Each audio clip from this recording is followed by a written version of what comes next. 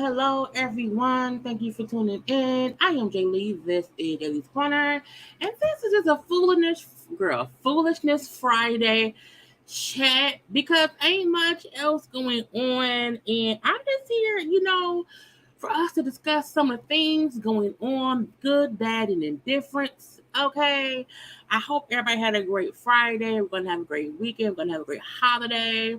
And all of that. Okay. So hello to everyone around here. Okay. Y'all know first things first, if you have not done so already, please take a moment to subscribe to my channel. To become a whole JayBird, and okay, the thing to be is to be a JayBird. Okay. Do not forget to also follow me on social media at JayLeesCorner on IG, also on Twitter. Y'all know to like the video because it's a thing to do. Y'all know to comment in the comment section because this is a conversation between me, you, them, they, him, her, she, and he, and everybody in between. Okay. And what else? Like, comment, share, subscribe. I think I said it all. But hey, y'all. Hello.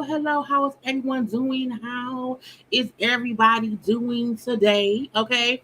On this, good old Friday round here. Okay. Oh, let me go to the comment. I said like, I said comment, I said share, I said subscribe. I feel like I'm missing something, but my brain could just be on pause. But sometimes my brain be pausing and telling me I be needing to say stuff and I don't be saying nothing. Okay, but hello to everyone watching the live. Okay, hello to everyone watching the replay and everything. And to those watching the replay, y'all do know you can skip past the waiting room music. You do not have to sit for 2 minutes on the replay. Why is, oh my God, the intro is so long? It's giving folks who watching the live time to get in the room. But if you're watching the replay, you just skip past that unless you like the music. Okay? You know what I'm saying? Yeah, it's a lot of foolish things going on. Look, I do not have all of my graphics together. Hey, ma, that is my mama. Hey, ma. Okay. So yeah, I'm gonna pull some stuff that I have graphics for. I'm going to also pull some stuff from my save stuff on my IG, and we'll probably go ahead and scroll through the Jampin brand because I almost wasn't gonna go live, and so that's why I almost don't have my graphics all together. But we here, okay? We are here. Hey Rain, that is my friend. Hey Rain, glad to see you on this live. Okay, Look, so for those of y'all who saw my video from earlier or who have not, look, every couple months, I promise y'all, well, not every couple months, but like once a year, I just get completely overwhelmed with YouTube, life, work, or whatever.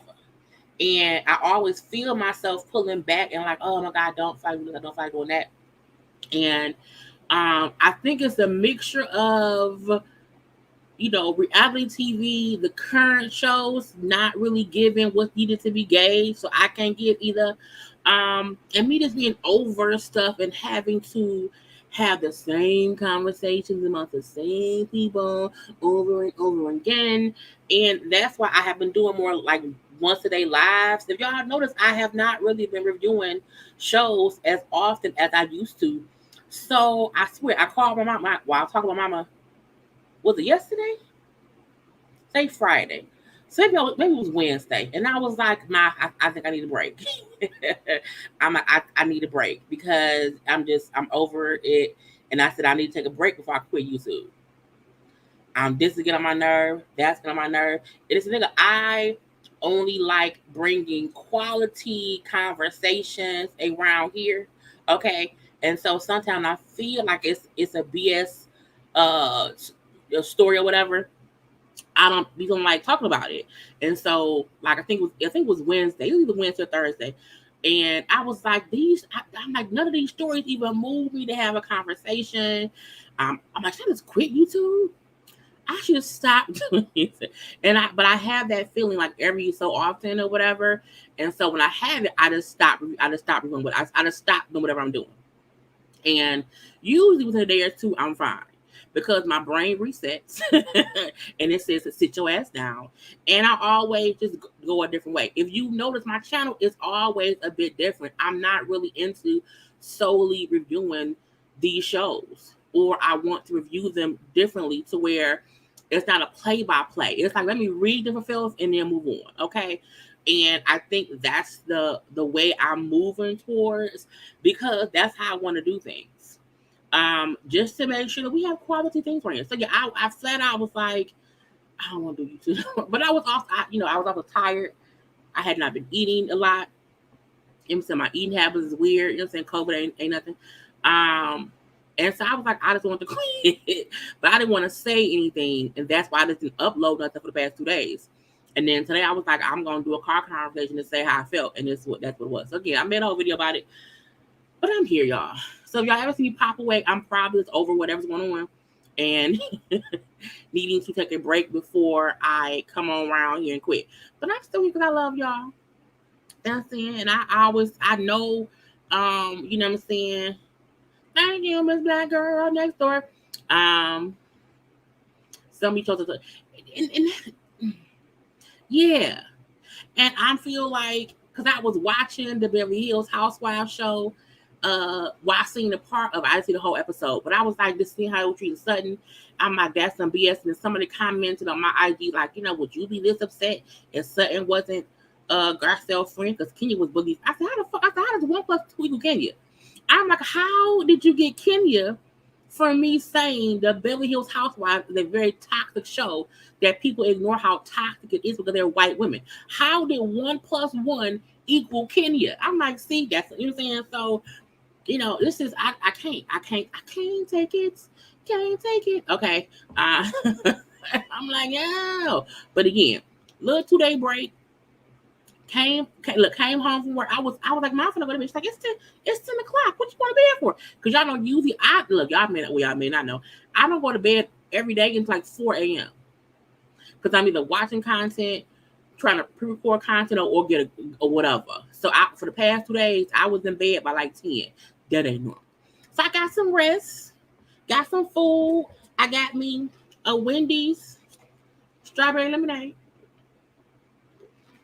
Have not had one in months. I deserve it. Oh, it's so sweet. Jesus, okay?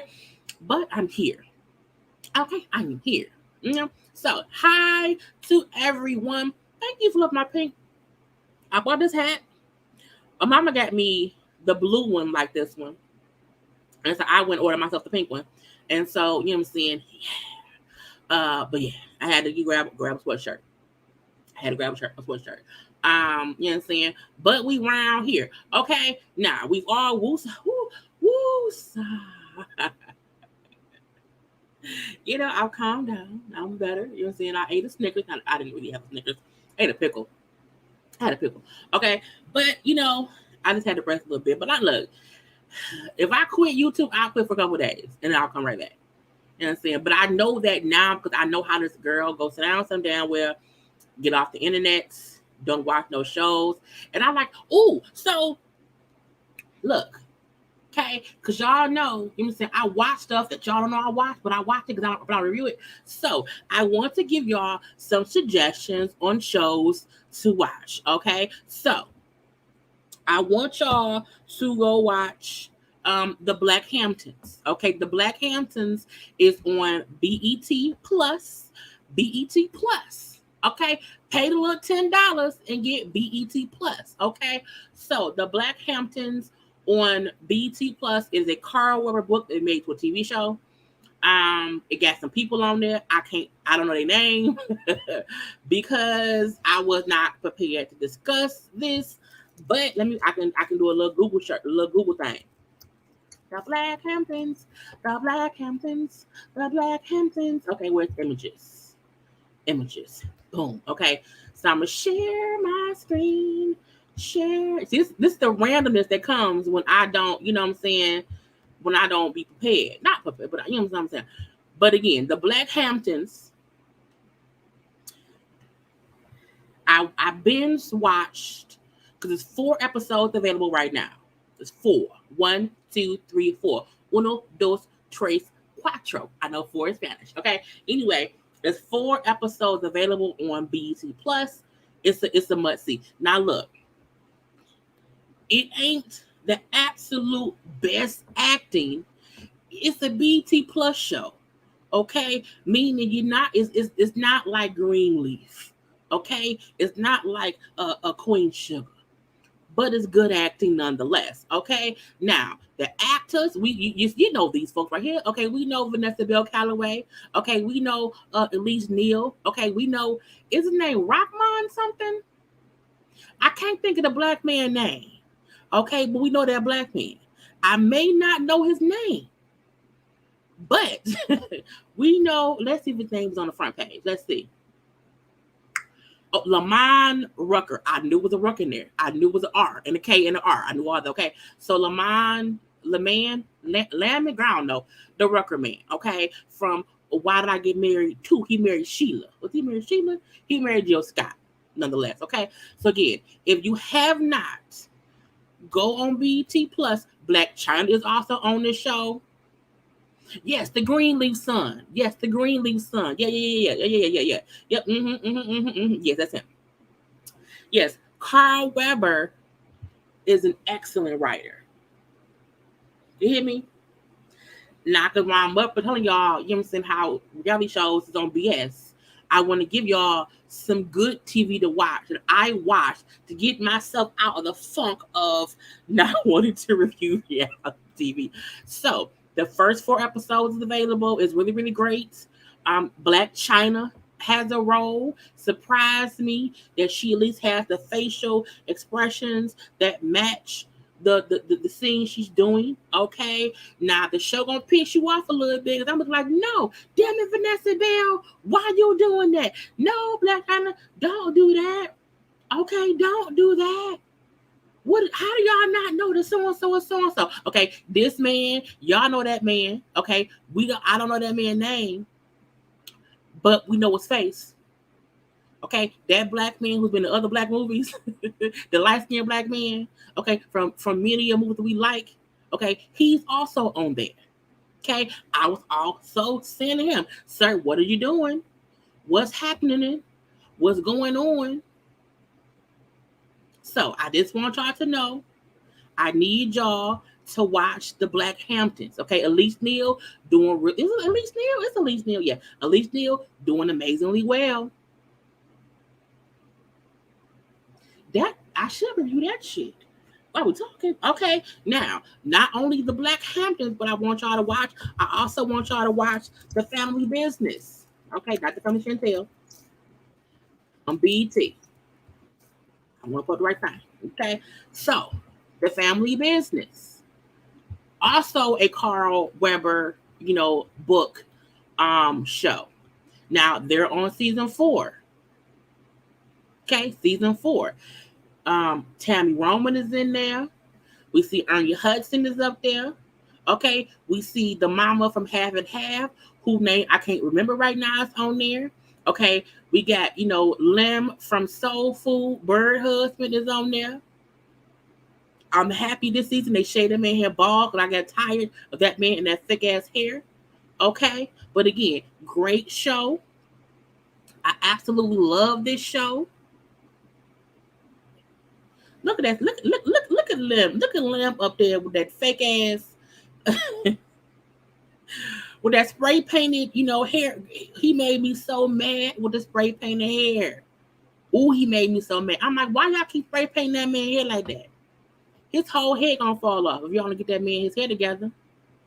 Okay, but again, it's on the season 4. It's a really, really great show. I was waiting. Look, Tammy Roman is in it. Okay, Miguel Nunez said he's in the 70s. I mean, he could be. He might not be. I'm not sure. The battery on my trackpad is loose, so let me grab the. You gotta have stuff to grab stuff when you're a YouTuber because you can't get up because you're working. Okay, and when your trackpad, the battery low, you gotta charge it while you're sitting here. Anyway, Miguel Nunez punk ass is on here. Okay, getting on our nerves. Okay, you see, look at Lamp, honey, look at Lamp in that spray paint. You hear me? But the acting is great. Tretch, okay, and the other black man who we know from stuff, who name I don't know. See, I want to promote good shows that we should be watching. I don't want to watch Love and Hip Hop. Okay, I want more episodes of The Family Business and of the Black Hamptons. Yes. Anyway, so both of those shows are on BET Plus. Okay, now the Kingdom bit was on. That's also on there. Okay, that had 1 season. Okay, I like the season. So again, go ahead and watch Kingdom Business with Yolanda Adams. What is her name? Sarah? Or, I don't know. The girl from what's her name? The girl from Empire, who was fucking around with Hakeem. She's dating Jacob Lattimore in real life. I think her name was pronounced Sarah. Sarah. It's like SEHYAH or something like that. But again, that was a good show. I'm trying to enlighten y'all to the things. Definitely watch All the Queen's Men. BET Plus is worth it.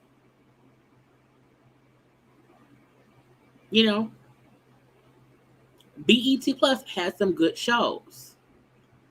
So when I don't feel like, what I'm saying, doing reviews, and look, Lisa Ray, honey, Lisa Ray is also on The Family Business. Okay, the crazy man, he's not crazy, but the man who I think is always a villain is also on Family Business, and he's on the Black Hamptons. Okay, because it's from the same, right? Okay, he around here, being whatever. Okay, so we want to support black shows. We support black shows. Okay, so those are a couple of shows I watch, on a regular basis when I'm trying to be around here, not worried about YouTube and whatever. Hold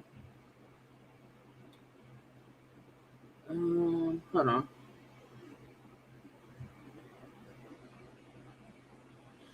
So, okay. So that's what I was watching yesterday. I the that past was I did the black. Oh, look, the House of Dragons. Okay, the House of Dragons, which is on HBO, well HBO Max for me. Okay, So yeah, it's other things I'm trying to put my head into. Oh yeah, the Paula Patton show. Sacrifice. I have not finished Sacrifice, but I want to watch it. I have not watched. I only watched the first 2 episodes of that Murder Inc. thing. I said I don't. I ain't want to get into it, okay, and whatnot. But those are a couple shows that I wanted y'all to get into because I may review. I may do a review of the Black Hamptons. I can't do one for the Family Business because it's four seasons and I don't have the time. I don't have the time.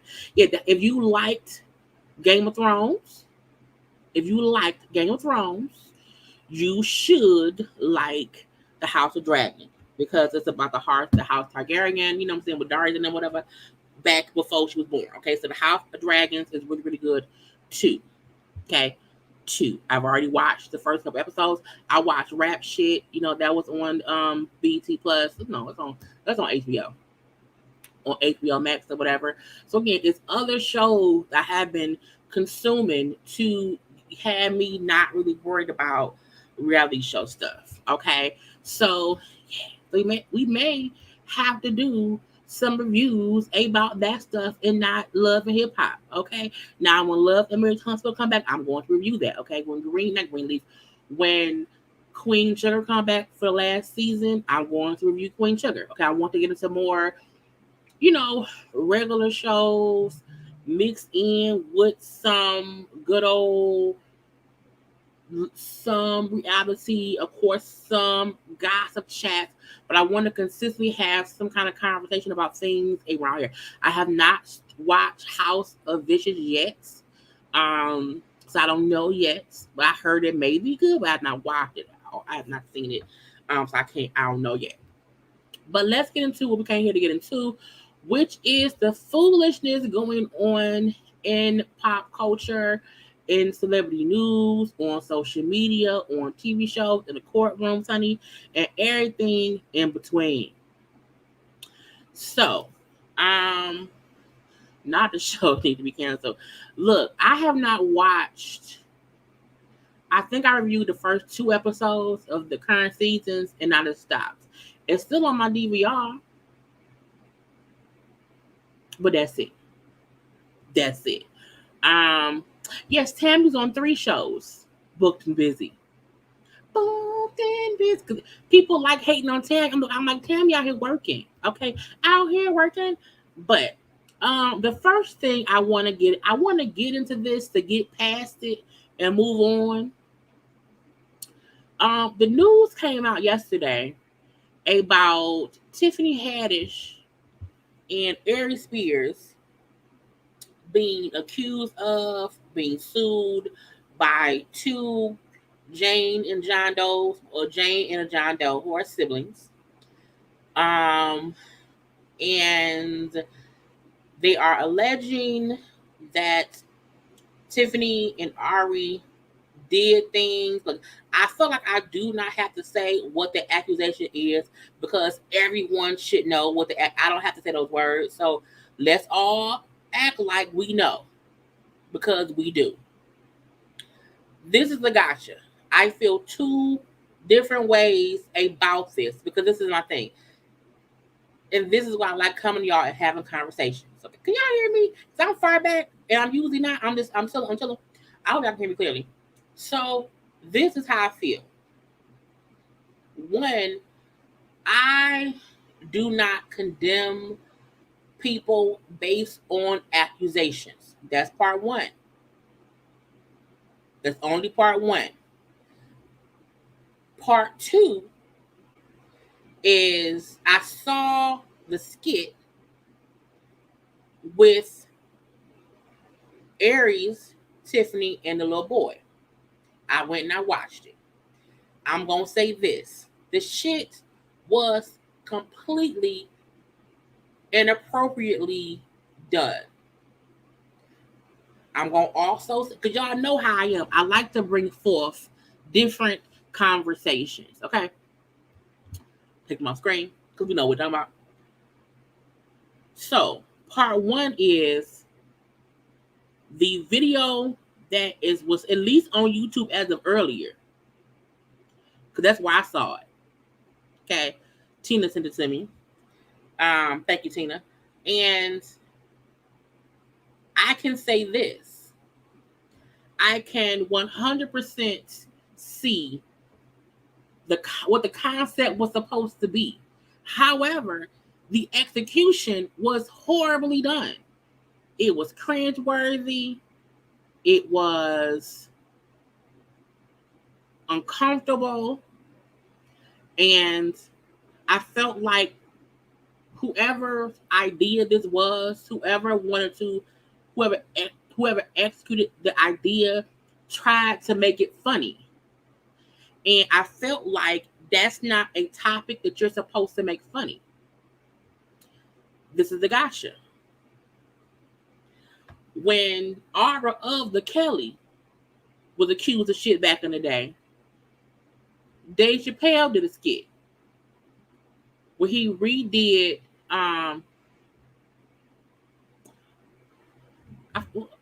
what was it?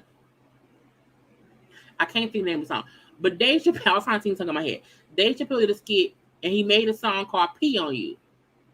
However, supposedly it was adults in that situation, and he made that funny in a funny way. And to me, what Aries I don't know whose idea, who was in charge, who wrote the script, who did the whatever. I don't know who did any of that. All I know is the video was on Aries Spears' YouTube page, and supposedly it was his idea, but Tiffany Haddish was in the video. And for me, I watched the whole thing because I was like, I do not feel like I can properly have a conversation about something if I haven't seen it. So that's what I try to do. So I watched the whole thing, and it was cringe. It was very, very cringy. It was very, very, very, very fucking cringy. On the other side of that, I think that was probably the point, but it was still done in a horrible way.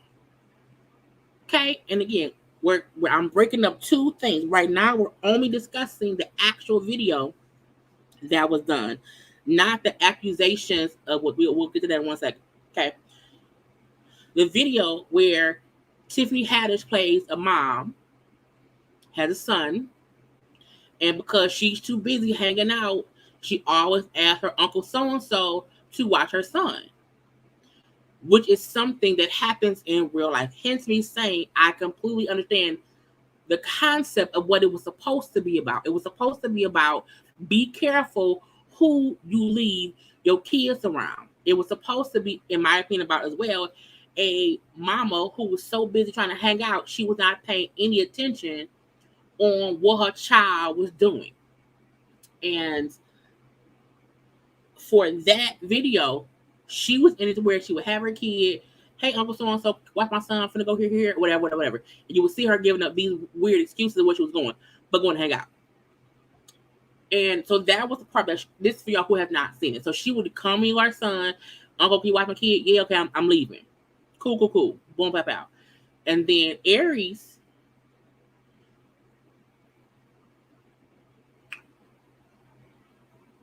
it was just inappropriate. It was inappropriate. It was completely inappropriate. And that's why I feel like I do not want to tell people to not bring awareness to be careful who you leave your kids around. That is something that everybody should be encouraged to do, to make sure that people are aware of that. Because again, you are leaving your kids with Uncle so-and-so, and Uncle so-and-so was doing whatever. So I completely get that. But I'm like, the execution of the video, of the skit, was completely cringy, completely inappropriate. And I'm assuming that's why it was put up on, I think, Funny or Die. It was taken down. And supposedly it was supposed to be taken down entirely. And it hasn't been. So that's part one. That's That's the part of I saw the video. To me, Aries was the one who was more, who did more. Tiffany would walk in with the kid and then walk out. I want to put that out here. But it was like it was a point of when like the song playing while Aries is looking is R. Kelly. I don't see nothing wrong with some bump ground. I'm like, what the fuck? What? Yeah, and it was more the fact that they used an actual kid. You know what I'm saying? It's an actual kid playing the role of the kid. Actual kid playing the role of the kid. That's part one. Okay, that's part one. So the video was completely unnecessary in my opinion. I don't want to say the video was done in a way that was horrible. Okay, too cringy. It should have been something different. But we also can't act like we have not seen movies that portray things being done to children.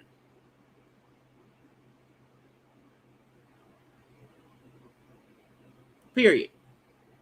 So, and I'm not defending anything. I'm making common sense comparisons to things that we see on everyday stuff. We not gonna act like there are not TV shows, movies, or whatever that show things happening to kids, and kids are the ones acting things out. So that's part one. Now, part two. I don't know who the mama was, what the mama was, or what. I feel like your mama should have been there. That's part one. Your mama should have been there. I'm gonna leave that right there. Now to the allegations against Tiffany and that man. Okay. Now they're saying the kids at the time were like 14 and 7. They are now of age. They're not children anymore. And they're saying the mom for years had been getting different lawyers, trying to sue Tiffany.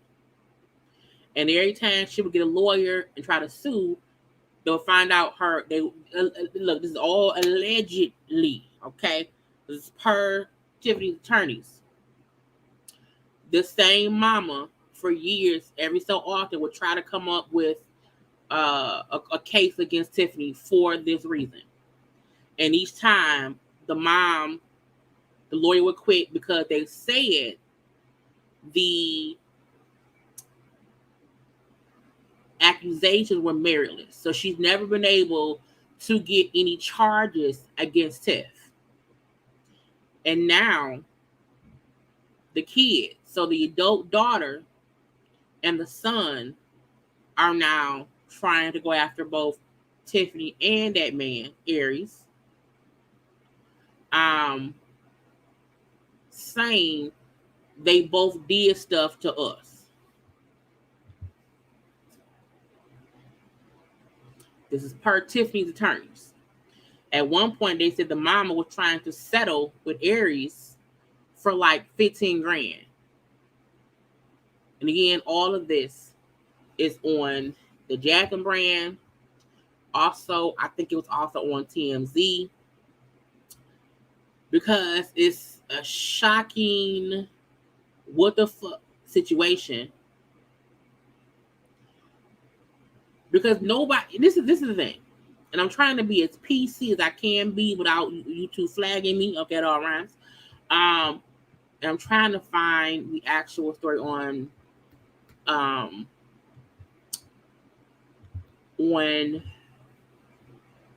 the Jasmine brand, just so I can be like, this is where it came from. It's not for me. So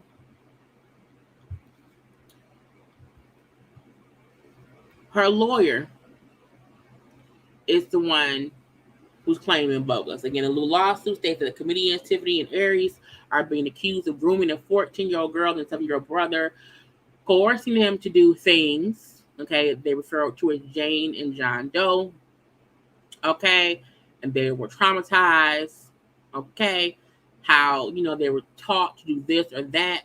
Okay, so again, hopefully y'all can see what it says. I don't have to repeat it. I don't have to say it. Okay, we all know what they're talking about. And so her lawyer said the mama has been trying to assert these bogus claims against her for years. Every attorney who was initially taken on her case, and there were several, ultimately dropped the matter once it became clear that the claims were meritless and Ms. Haddish would not be shaken down. Now, the daughter is representing herself in the lawsuits, and they're trying to say the same thing. Again, it says here where the siblings stated that their mother tried to reach a $15,000 settlement with Aries, who's 47, over the video. And now they're going after both of them for that and more. Read into what I'm saying, okay? However, at the end of the day, I feel like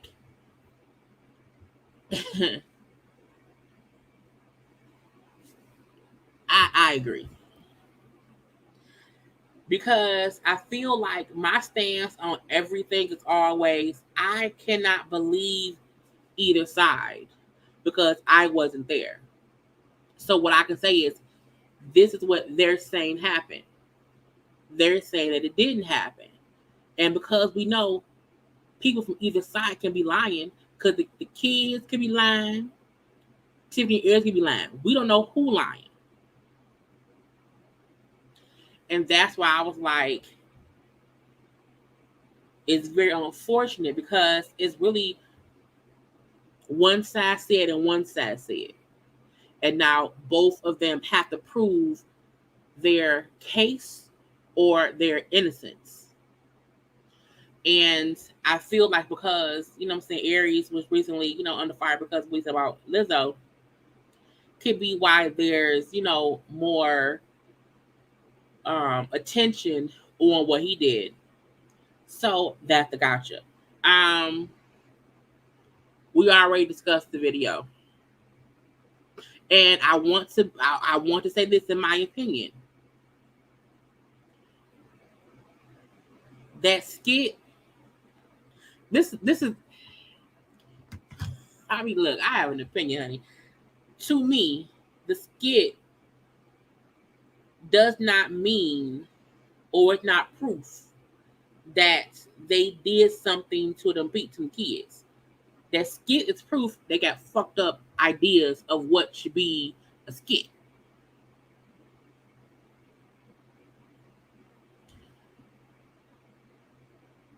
That does not mean the kids, because like my thing is the public, we can't say who's innocent or guilty. We can't say who's lying or being truthful.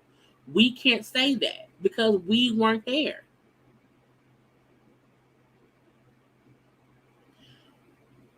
And because we've seen times of people on either side lying, it should be handled in courts. Now, people can have their opinions. Proof me on. You know what I'm saying? People are going to have their opinions. But I tend to not want to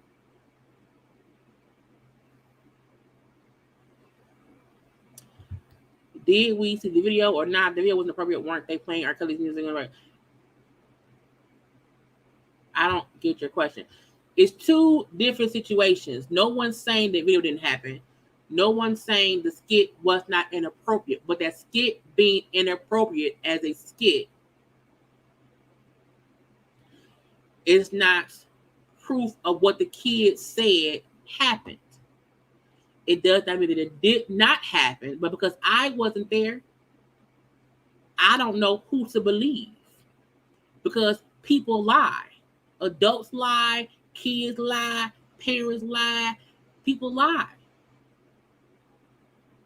All I can do as a blogger person is tell y'all what's being said. I can't say it happened. I wasn't there. However, if it is true, everybody need to go to jail. Period. But I am never a person to fully believe someone's accusation, because accusations has a tendency to shew the truth. And then when somebody comes out and is innocent, and then we find out people lie, it's like, oh, someone's rep is ruined because someone lied. So my thing is, y'all should want this to be handled in the court system. Saying that someone has an accusation is truth. Saying that someone is denying they did it, that's their truth. I can't say, oh, she did that shit. I know because how do I know that? I can say right now that Marilyn N touched me inappropriately. I can say that right now. Does that make my accusation truthful? It doesn't. It could be true. It could be a lie. My point is, when anybody comes out with accusations, me personally, my first thought is not to fully believe anybody. My thought is always, a victim has a right to speak their truth and to have a day in court with their abuser. That's as far as I would go.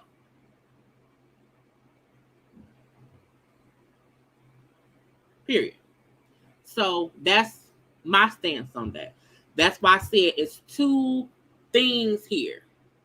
It's the video skit that was supposed to be about showing not to leave your kids around anybody that we know.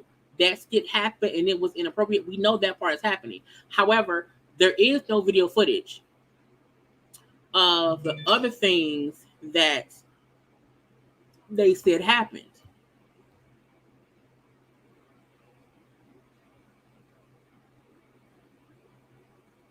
Period. A mother should always believe their child. Didn't I say the mama should not believe the kids? I'm not their mama. I'm also not judge, jury, and executioner. I'm someone saying this is what the kids said. This is what Tiffany said.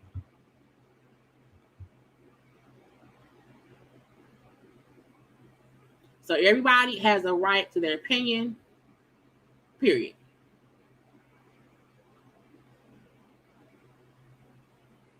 Period. And I see people are not. Some folks don't get my point when I say there's two different situations going on here. Y'all like to conflate the two, but I get that because some folks don't like to listen. So that's fine. It's fine. It's fine. Girl, it's cool. Again, at the end of the day, everybody has to prove their point. The same way Tiff and Aries have to prove their innocence in the court of law. You have to prove that's literally the law.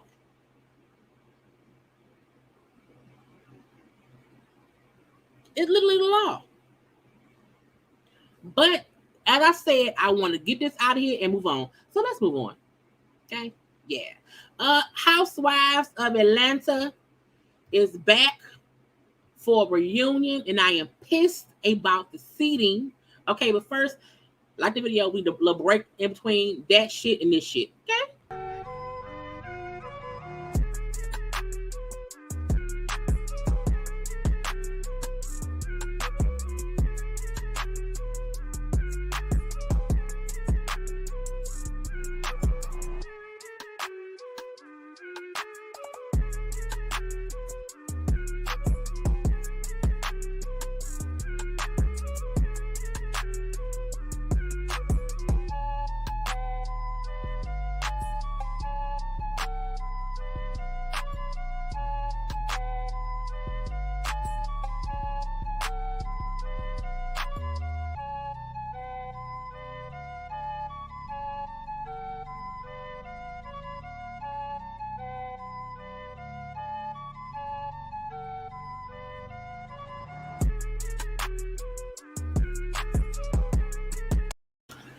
So like the whole like the video play out. Okay, on to the next subject. Okay, whew. So the Housewives is back. Okay, for the reunion. Ugh, look, I kept telling y'all I would be very aggravated if Marlo had a first seat because Marlo gets on all my nerves. Okay, all of my nerves. And not only did they have Marlo sit in the first seat, they had Sheree sitting. I said, Marlo and Sheree sit in the first seat. I said, the fuck? I was not happy at all. Okay, now I'm going to play the trailer. If you are watching the replay, it may not be here. If it gets flagged, I may have to remove it for those who are watching me, live will see it. Now, it's speeded up a little bit because you have to change the voices to hopefully not get caught, okay? But the reunion is here. I'm on the Real Housewives of Atlanta reunion. Drop it, well, basically I'm an investor and she buys. You better stop lying about my name. Show me your card back.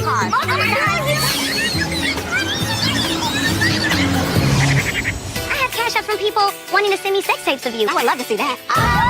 What can you tell me about your new boo? He's like a 10 out of 10. I heard that D was a 10 out of 10. Sheree, no more TPC. 2 pump time. Oh, 2 pump time.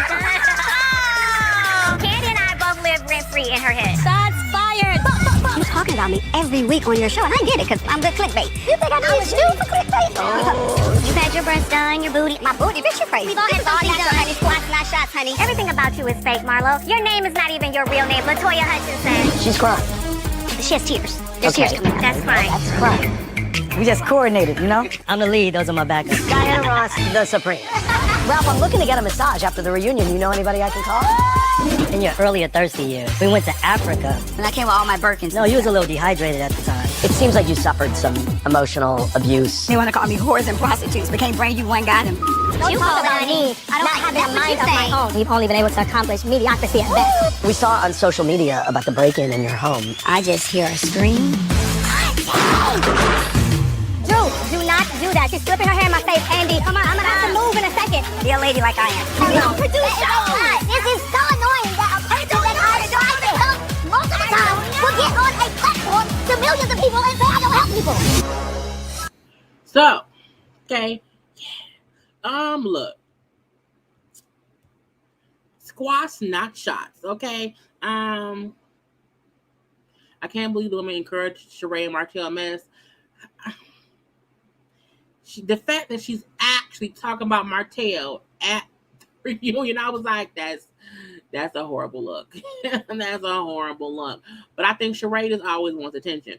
So the seating goes Marlo, Drew, Sanya, Sheree, Kenya, Candy. This is the first time I feel like the seating didn't matter and the person sitting next to Andy did not matter because Sheree and Marlo, and you put Drew next to Sanya and they've been beefing all season. To me, that did not make any sense. If you was gonna have Marlo first on one seat, Candy should have been sitting first the other one because they had the most beef back and forth. Drew and Sanya should have been across from each other. I was just like, did they say fuck the seating? I mean, they said fuck the cast. You know what? This season's cast, as far as Marlo and Sheree, were throwaways. Because we all know that was because, Cynthia was gone and so was Portia. And also Nene, okay? So to me, I was like, I'm underwhelmed. They all look great sitting down. Okay, that's one good thing. I'm assuming it's gonna be a 3-part reunion because the finale next week. That's episode 17, and they're not gonna end on an odd number, so it's probably a 3-part reunion. The fact that Drew isn't sitting. Like Drew and Sheree could have been across from each other. Usually in the past, The two front seat folk next to Andy usually had the most beef with each other, because it's usually people against each other. So I'm looking like, I'm just confused. Girl, but it's whatever. It's whatever. Okay, so we have to wait. The reunion comes on in 2 weeks. It will be a 3-part reunion. Okay, and then we'll see. I feel like they're gonna bring Portia back for next season. In my opinion, they may do that. If I was Candy though, I would lead the show. Y'all ain't gonna keep putting me at the end. Okay, I'm the longest running housewife on this cast, and I'm third chair. I'm leaving. You know what I'm saying? Because they are, girl. We're gonna see. We will see what happens with the mess of the Housewives of Atlanta for the reunion. Okay, Masika Kalisha and what's the girl named Hazel E. Look, bottom of the barrel beef. If you look that up in the dictionary, if you look that up on Google, if you look it up in a thesaurus, I'm pretty sure these two will come around here. Okay, I did not care enough to even find a better photo of them two. I picked some random shit.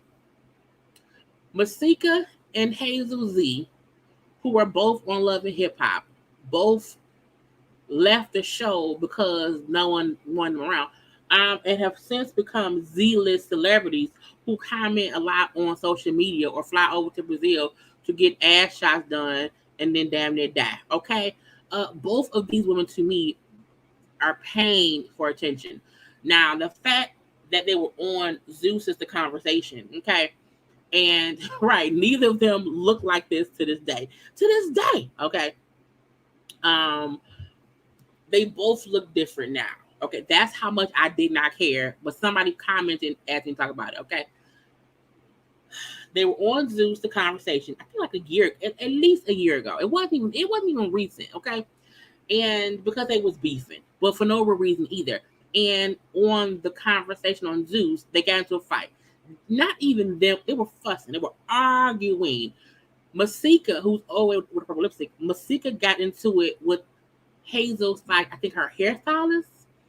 She's now suing Zeus because she's saying they perpetuated the fight. You know, she was able to be jumped because the hairstylist some kind of way got into her room and was hiding in her room and fought Masika when she got in there. But this is my thing. She had all that. This is my look. My motto is your hands should be able to back up whatever it is your mouth say. And Masika talked a lot of cash shit. And everybody not taught to not beat your ass. And I'm not saying the girl who was in her room waiting for her was right for beating her up or telling her or whatever. But after the show was recorded and it leaked that a fight happened and that her wig got snatched, Masika was all over social media. Ain't nobody snatched me out. I still look, whatever. She had all this bravado, boom, pow, pow. I'm that bitch and blah, blah, blah, blah, blah. And now, over a year later, you now want to sue for $6 million because she's saying Zeus tried to, make it happen. She didn't come in a fight. I was like, this is my thing. In life, no one should meet up with somebody they're beefing with who both sides are talking cash shit. You can't be surprised if a fight happens because the last time y'all saw each other on Love and Hip Hop, y'all were fighting. So for you to want to sue Zeus, who literally has all their shows, the cast are always fighting. What made you think you were special and a fight wouldn't happen? Even on other conversations, fights happen. The only person who went on there and they did not fight was Ray J and Princess. Because Ray J and Princess was husband, it was men and women. Okay, they didn't fight. But every other conversation, someone got into a fight. So for Masika Kalisha, who was the baby mama of Fetty Wap, who is now going to prison for at least 5 years, who we still don't know what she do for a living. She wants to now sue Zeus, and she named Hazel E. I don't know why, because she didn't even fight Hazel E. They didn't touch each other at all. It's stupid. It's stupid. And that's why I feel like on social media, Masika is the one who pays for the blogs to mention her. Because who gives a fuck? Nobody. No, this is one reason why I said fuck you too. Because somebody said, oh, you can talk about Masika. And I said, Masika? That's what I have to talk about, Masika and Hazel. Girl, I quit YouTube. I quit. I'm done. Leave me alone, okay? Because it was foolishness. Complete foolishness. When you go on Zeus, right? Zeus or VH1, hell, even now OWN. Okay, because OWN ain't owned by Oprah no more. So if you go on OWN, you could also possibly get into a fight. VH1, was it VH1, MTV, Zeus? The only station you probably won't fight on is CBS. You may not get no physical fights. Well, I don't know, but the Big Brother people they be tripping. But you can't be surprised for some of these things. Some of these things is not surprising at all. It's like, girl, sit down. You're gonna spend more money soon. You're gonna get win. Because Zeus may have 6 mil, but I feel like their point gonna be, girl, you was already fucking cash shit about stuff. And in my opinion, Zeus will be smart to say, if a fight does ensue, you can't sue us. We're not held liable for any foolishness that y'all have. First rule of Fight Club, you don't talk about Fight Club, Zeus. It's Fight Club. It is. It is. Yeah, Oprah don't own no more. I mean, she's still associated with OWN, but it's not, it's not the OWN that she came up with, years ago. It's for sure expanded. You know what I'm saying? You can see by some of the content, okay? So she's still around there, but she ain't, she's not the sole owner of it or whatever, okay? So I was like, these two, whatever. Yes, she just had a baby. Hazel has just had a baby, was still bloated and everything. And Masika both Hazel E and Masika are equally horrible human beings.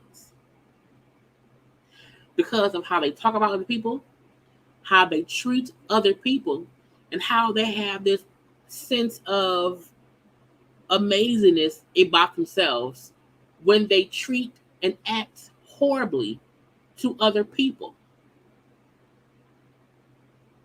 So, are they going to hell? No, I don't think they're going to hell. I won't go that far. But I do feel like there are two birds that flock together in the pool of BS. They're two birds flocking together and treating folks and speaking about other people in a bad way, and then playing victim to how other folks view them based on their own bullshit. Right, you might get hit on TLC. So let's see. I doubt very seriously $2.6 million. But again, leave them people be. What's up next? I'm tired of them. Oh Lord, T.I. and Rocks call him the intelligent adjacent. Okay, the intelligent adjacent as King. Okay, so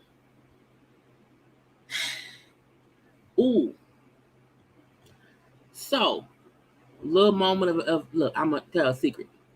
Y'all listen, come real close. So y'all know I used to review Teen Mom. Used to a long time ago, okay? And the new show, like a new Teen Mom with like all of them on there, like as adults, is coming on like next week. I almost want to review it. I know I just said that I'm tired of reality shows. But the way I used to laugh and talk cash shit about the teen mom people, I feel a part of me just wants to do it one more season. But I don't know. But because you mentioned 16 and pregnant, it's a new season. So I don't know. I may have to pull a little thing and then do at least one episode of the people on Team Mom. Anyway, back to King and T.I. This is the thing about King and T.I.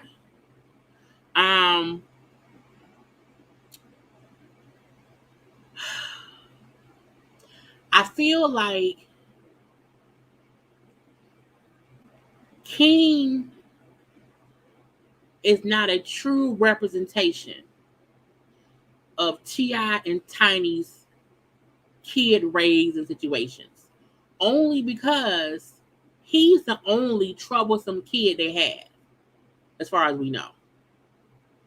Zanique, who was the oldest daughter, so she sings, you know what I'm saying, in her own world. The youngest one, Major, seemed like he's completely away from the, of that kind of life. Messiah, who was the oldest son, seems to have his head on straight. Damani seems to have his head on straight. He's a rapper or whatever, and not into all this BS. So, in my opinion, King is the one failure of them raising kids. Because King has always, I really feel like King has a Napoleon complex. King has a I need to be badass complex or something. And he's always been that way. And I don't know why. When he was younger, you could see a little bit, this the whole rebellious side in him. And they never quite got that little nigga right. And because they have multiple kids, and he is the one who gets in the most trouble, he's always seen like the one to just not be on the right path. He's not going down the other road to go to the wizard. He going the other way to the witches or whatever. King has all the complexes. He's always been the bad child. He's been terrible. He wants to be good and he's stubborn. I don't know if it's still in college or not. He was a baby kid who didn't listen. So I think I'm not surprised at how King is. That we know he was on video a couple months ago, fussing and arguing with somebody at the little Waffle House or whatever. He was recently arrested for some reason, which we still don't know, but King made sure to be on his social media, just posting about, he got, fuck 12, wild beast. I'm like, sir, what you mad for?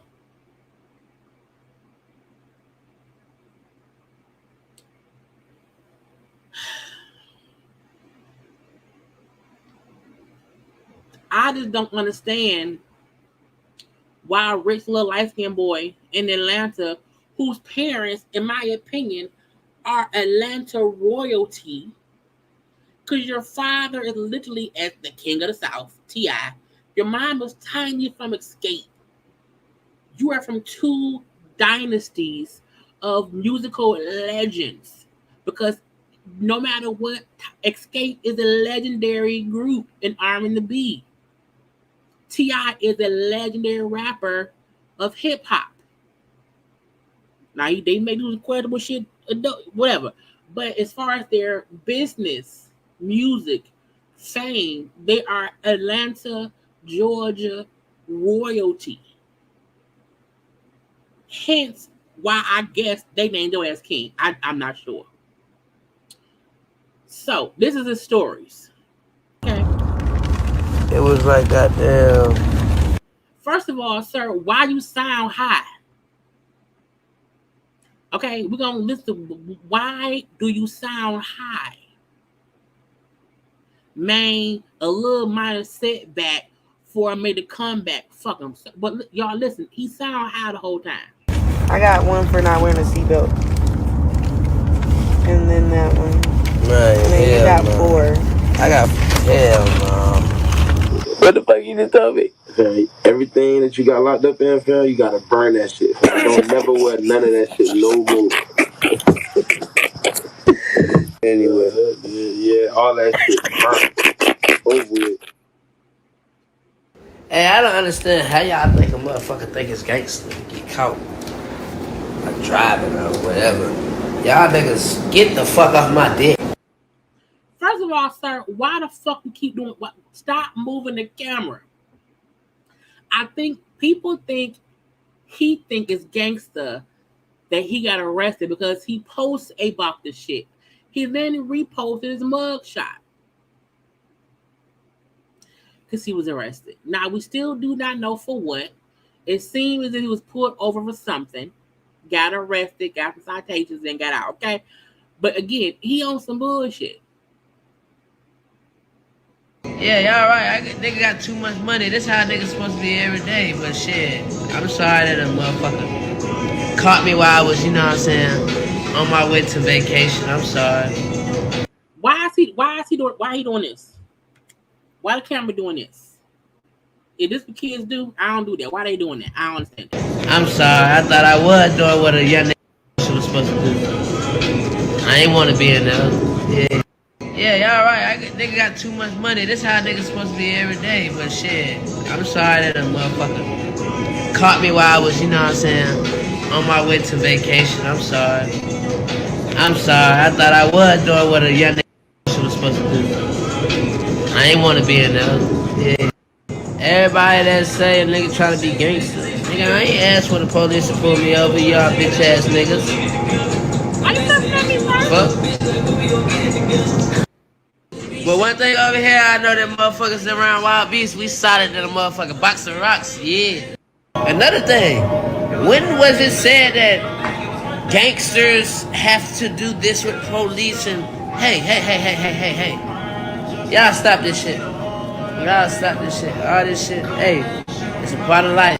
Gangster or not, black or white or not, it don't matter. The police pull your ass over, you pulled over. You ain't gotta be gangster for that. I don't know. Look, I don't know why he in the bubble bath. I don't know why he's talking like that. I don't know why he always sounds high.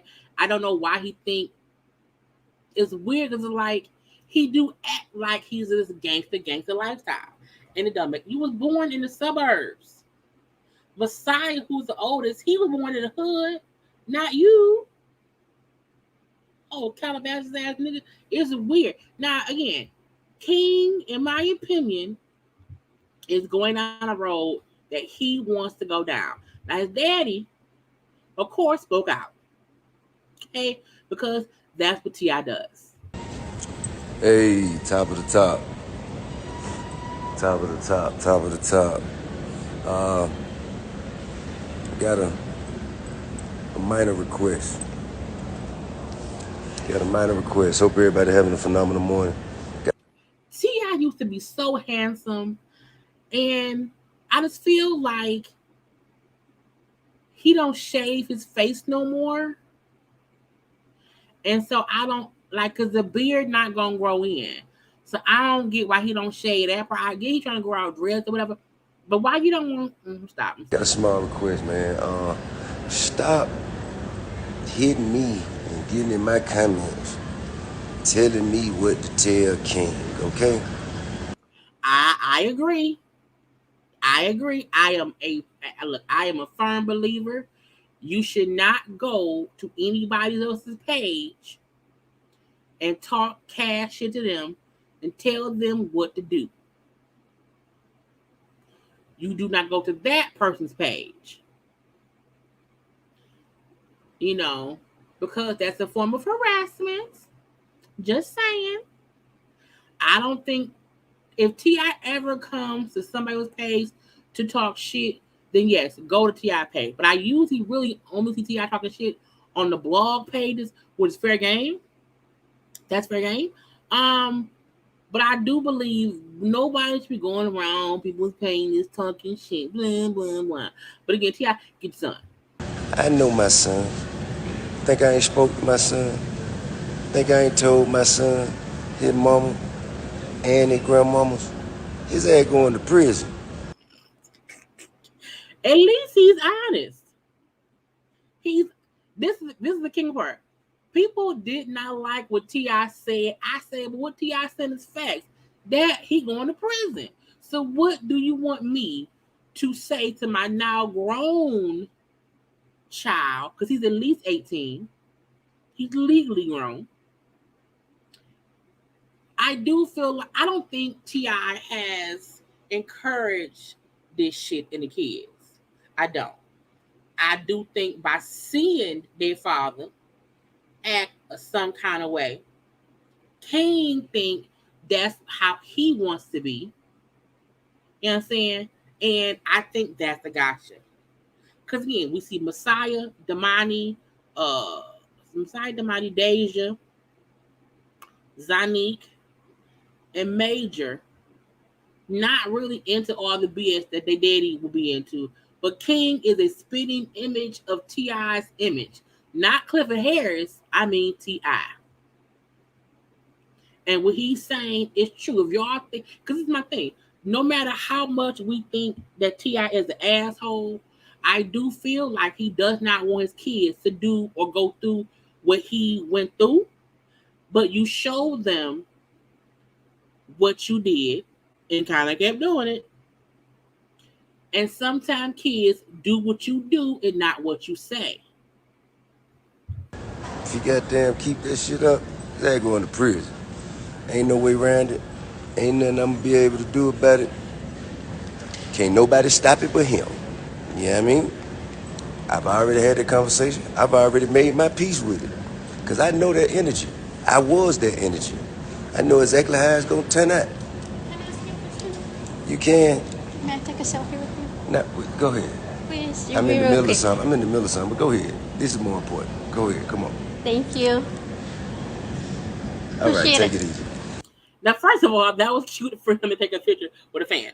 But again, piece by piece, I really feel like we all seen King going down this slope a while ago. We seen it. And I'm not trying to give T.I. no props because T.I. gives him my goddamn nerves, even though I love him as a rapper. I do feel like at a point in time on that show when King was doing stuff and Tiny tried to baby him and T.I. became baby him. That's when he was like a teenager, like a little middle school, high school, whatever. I remember T.I. saying, we can't keep babying him. You can't stop allowing me to be hard on him. If I call him out for some shit and he going to you or your mama or my mama and y'all baby him, that ain't gonna work. And I do feel like, and I'm not blaming Tiny. I'm not at all. Not at all. But what I'm saying is we seen a while ago King on some bullshit and T.I. trying to be hard on him. And Tiny's like, that's my baby. And because mothers are nurturers. Mothers are nurturers at heart. They do not want to see hardship on their kids. They do not want to see their kids crying, upset or whatever. So, that's one part I can say is true. Where T.I. is saying, I told Tiny and his grandmama he going to jail. Because I see we saw the energy. We saw the energy. And at some point with kids, you don't give up on them, but you see, okay, they not listening. They not listening. What I'm gonna do? So I do think part one of T.I. being gone and in jail a couple times, Tiny being probably who was closer to, and when T.I. came home, okay, and was that father figure, whatever, and tried to instill discipline in King, Tiny didn't like it because she's mom. She's mom. And I'm not fully blaming Tiny. I'm not fully blaming Ti. I'm blaming them both in one way or the other. But I can say we did see us as viewers when they were on their show, uh, King, being difficult or whatever, and Ti trying to be hard on him or whatever, and he was like, "That's my baby." Okay, and there was the things where she would, I think, she would be like, let's forget the idiot, whatever, and sometimes that goes down a slippery slope. It happens. So again, it's like, but because we see the other kids not really having these issues, I'm not surprised to see that in King because we always saw that in King. Just saying. Yeah. So I done already had that conversation with him, man. King's a good kid, chasing after the wrong shit. And, I trust in God to deal with it the way that he see fit. You know what I mean? It ain't really shit else he done got all the whoopings, he done got the punishment, he done did it, did everything as a child you could do to him. So now he gonna have to go through it. He gonna have to go through it and get through it. And ain't nothing me, his mama, or nobody else gonna be able to say about it, man. But I'ma love him all the way through whatever it is he going through. You know what I mean? And shit, man, he gonna learn his lessons. Life Life is gonna teach him all the lessons that he need to know. And that's the most that we can do. That's the best we can ask for. You know what I mean? I know who he is at his core. You know what I'm saying? This shit that he trying to convince himself of things, as we all do as young men and even young women growing up, try to convince ourselves that we are certain things. And in that journey, we find out exactly who the fuck we really is. You know what I'm saying? And it happens when we least expect it, and our lessons come from where we didn't know they were coming from. And it just ain't shit else to do. Ain't shit else to do, man. Time is gonna be his teacher. You know what I mean? So, with that being said, I hope everybody have a peaceful, appreciate that, bro, a peaceful and productive day. All right? And I catch up with y'all on the flip side. Oh, Memphis, I'll be at you this evening. So yeah, you know what I'm saying? That was T.I.'s point of view on things. I don't think T.I.'s wrong in what he said. I think it's true. King ass is gonna go to jail. Because King is out here chasing the wrong damn thing. I think what he said was true. And it's unfortunate because, again, they do have other kids. Now, someone mentioned how the other kids are through other people. Because Deja, Damani, and Messiah all have different mamas. Zanique, who's the oldest of them all, who has a different father, but was still raised with Tiny and T.I. But again, she's kind of on a whole good slope. And then, it was King and Major, and now Aries, who's the youngest. So I do feel like King, who is the oldest child of T.I. and Tiny, birthing together. Who knows what he tried to be or deal with or go through because the daddy wasn't around that much. Because again, T.I. was on the road a lot, then was in jail a couple times, and out again. So it's like,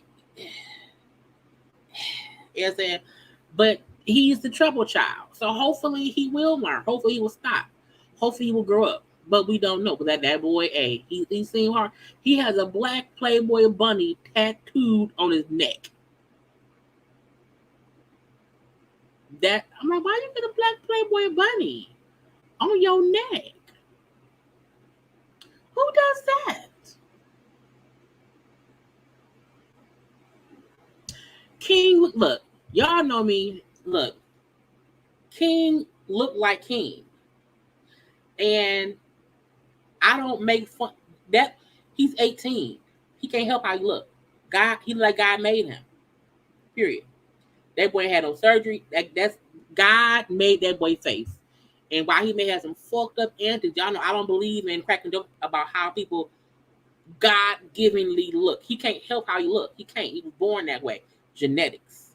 He's a mixture of T.I. and Tiny is what it is. He's small like his parents. Hence, he has in my opinion, a Napoleon complex because he's so tiny. He's itty bitty. He's an itty bitty baby. He's the baby. You know what I'm saying? Girl, it's weird that he just is going down this. I want to be thugged out. What? Because I don't. Even when King says stuff like I don't, who to say gangsters getting arrested. It's not even him getting arrested. It's how he acts that makes it seem like he think he whore. Like he's from the streets. You know what I'm saying? And, it's unfortunate. We see other children of pop stars or famous folk who do crazy things, and then, God forbid, the worst happens. Because we've seen it happen before. I think there are people in our own lives who act like King and do things like King. Kids are like King. The difference is King was in a family where money wasn't an object, which is proves money don't fix shit. Because you can be a well-off, rich child of famous family members and still be a fuck up. It happens in black families and families of rappers and singers. Hell, it happened in families of white folk who rich on Wall Street. And so they white ass sons, they stuff gets put up under the rug. So while we do have to also call King out for his bullshit, let's not act like he's the only child of somebody rich and famous who do dumb shit. The yin and the yang. You know what I'm saying? So King being arrested, being on social media, being stupid, you know what I'm saying? That's why I say I'm happy that social media was not around when I was King's age. Ecstatic. You hear me? We didn't have cameras on that shit. Nothing. I just seen on the neighborhood talk, they post about a couple who were having sex in their car and got carjacked. And the carjacking got caught on cameras of the streets over there. I think it was either in Brazil or Belize, I don't know. Somewhere. And I said, hell, that happened to me in 2005. I got carjacked in the car with my dude. You know what I'm saying? Something like things happen all the time. The difference is, wasn't no cameras and social media then to make it be a big issue. King being young and dumb and getting in trouble ain't nothing new. Yes, he young. Yes, he dumb. He gonna probably end up in jail. Probably. And he may need to go to jail for about 4 or 5 years to sit his ass down somewhere and realize he's not made for jail. I had a whole story. I had a whole story to tell about it. When I got caught, yes, back in 2005. Okay, so again, things happen, but this stuff is now all across TVs. It's on social media. It be on Twitter. If you had the footage of it, now he then is on his stories, posting about it, which then is shared and saved. You know what I'm saying? And it's out here forever and ever. Forever and ever. So we can just hope he gets some damn common sense. Okay? At least, because this is the thing. Had he not posted about him being arrested, no one would have known. He posted this shit on his stories. That's how I got picked up. And then they went and found his mugshot. Stupidity.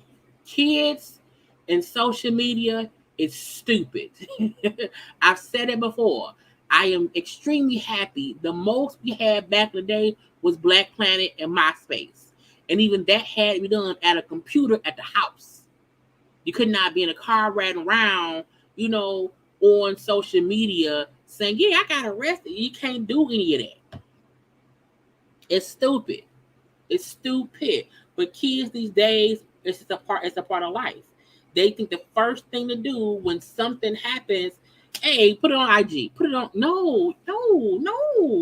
Take 20 seconds to think, is this going to help me or hinder me later in life?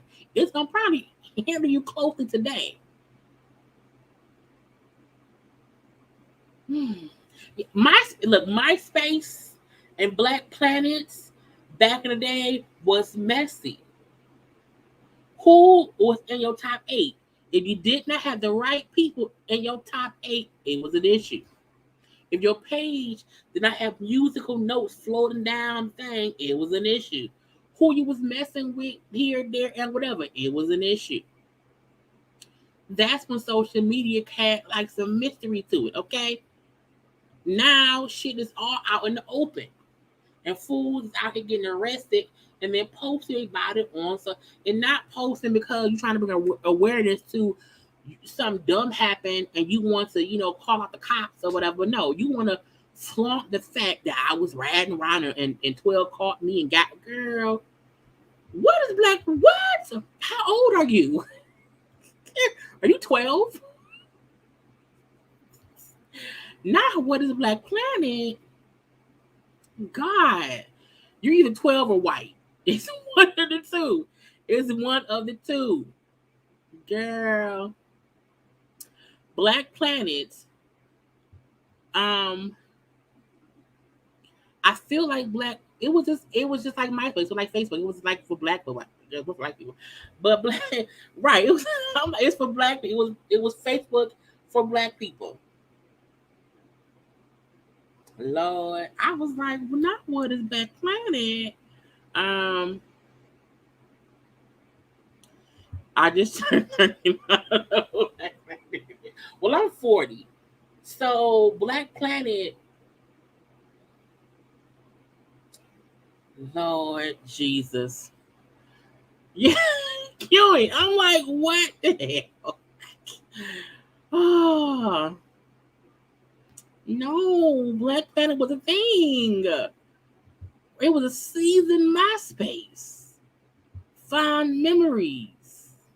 I need everybody who has not heard of Black Planet, just Google Black Planet. Yes, it was an urban MySpace. It was amazing.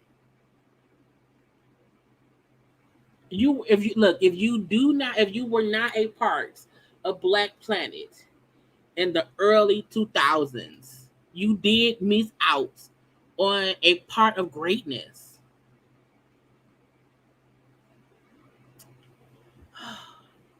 Memories of who we were a long, long time ago. Okay.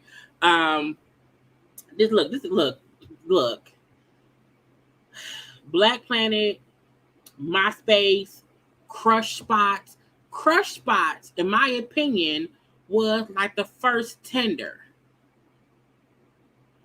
Because Crush Spot was like a do you kind of want to hook up or no site. Right. If you was not a part of the Black Planet era, you're too young to hang out with me.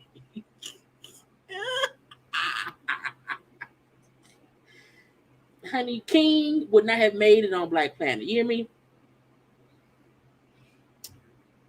Crush Spot wasn't huge, but it was around out. It was after Black Planet. I met a couple dudes on Crush Spot. I did. You know what I'm saying? Look, I'm gonna have to have a whole day of what y'all don't remember about the 2000s because my old ass like, look, that's what it was. You hear me? That's what it was. Okay. But let me move on because it's already been an hour and a half. Okay, I think I got one more topic left. King going to jail eventually. And that's it. Okay. That's it. Hey, Shannon. I mean, girl, look, I met a few people on Black Planet. I still know to this day. Okay. Yeah, I said, yes, Crush Spot was more like it was like an AOL chat. I agree. Okay, I agree. I love Teen Summit. I love Teen Summit on BT. It was the best thing. No, Yahoo Chat wasn't shit. AOL Chat was first.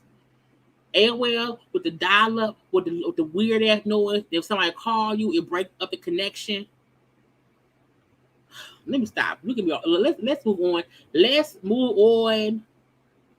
Oh Lord. Oh God. First, take a second and like the video. Yeah.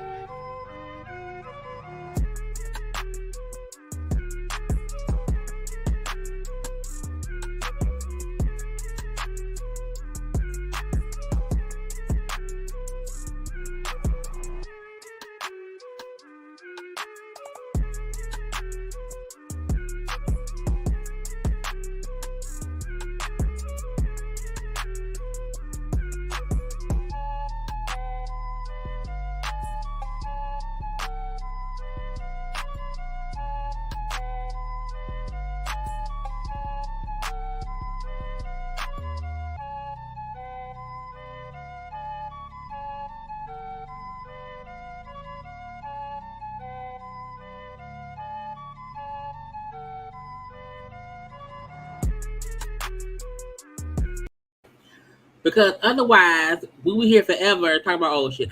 You know what? Next Thursday,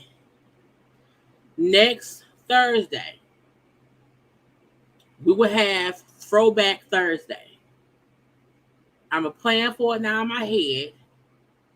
Next Thursday will be a Throwback Thursday live chat about all things throwback. Okay? Let's move on to Love and Marriage Huntsville, which just will not stop giving us things to watch on social media because it's just a thing to do. So, we all know what happened with Mel's live, Martell's live, Coleslaw, Tootie Curry had went live. It was all these lives going on. Now, the show come back on next week. Next Saturday.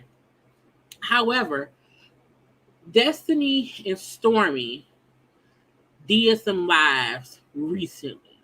Now, we all know that Martell was around here and he had posted a post on his social media where he mentioned Destiny knowing who she was fucking and sucking, okay, while married or whatever. So he made that post which insinuated that she said something, okay? So from that situation, it kind of spiraled out further and further to where Destiny was going live saying, I didn't say that, I'm not this, I'm not that. So we're going to kind of watch two lives, not long shit, short shit, because I had time. I first want to play, I'm going to do Stormy's first, because Stormy has kind of really been out of the news recently. She really has not been saying much about this or about that, and kind of mind her own business or whatever. But I feel like people were including her in some things around here, and she was like, no, ma'am. Now, one thing I don't know if people knew is that Stormy, I'm trying to get a screenshot of what Ariana Coleslaw, Tootie Curry said, but Coleslaw, Stormy knew or know Coleslaw, okay? And before the show is when she knew her. So let's listen to a quick thing from Stormy. Well, the next, the mid-season break is over September the 10th. But like I said, I'm Canvas Beauty first. I'm Stormy still CEO of Canvas Beauty. We a big-ass company. We not finna, that comes second fiddle to nothing.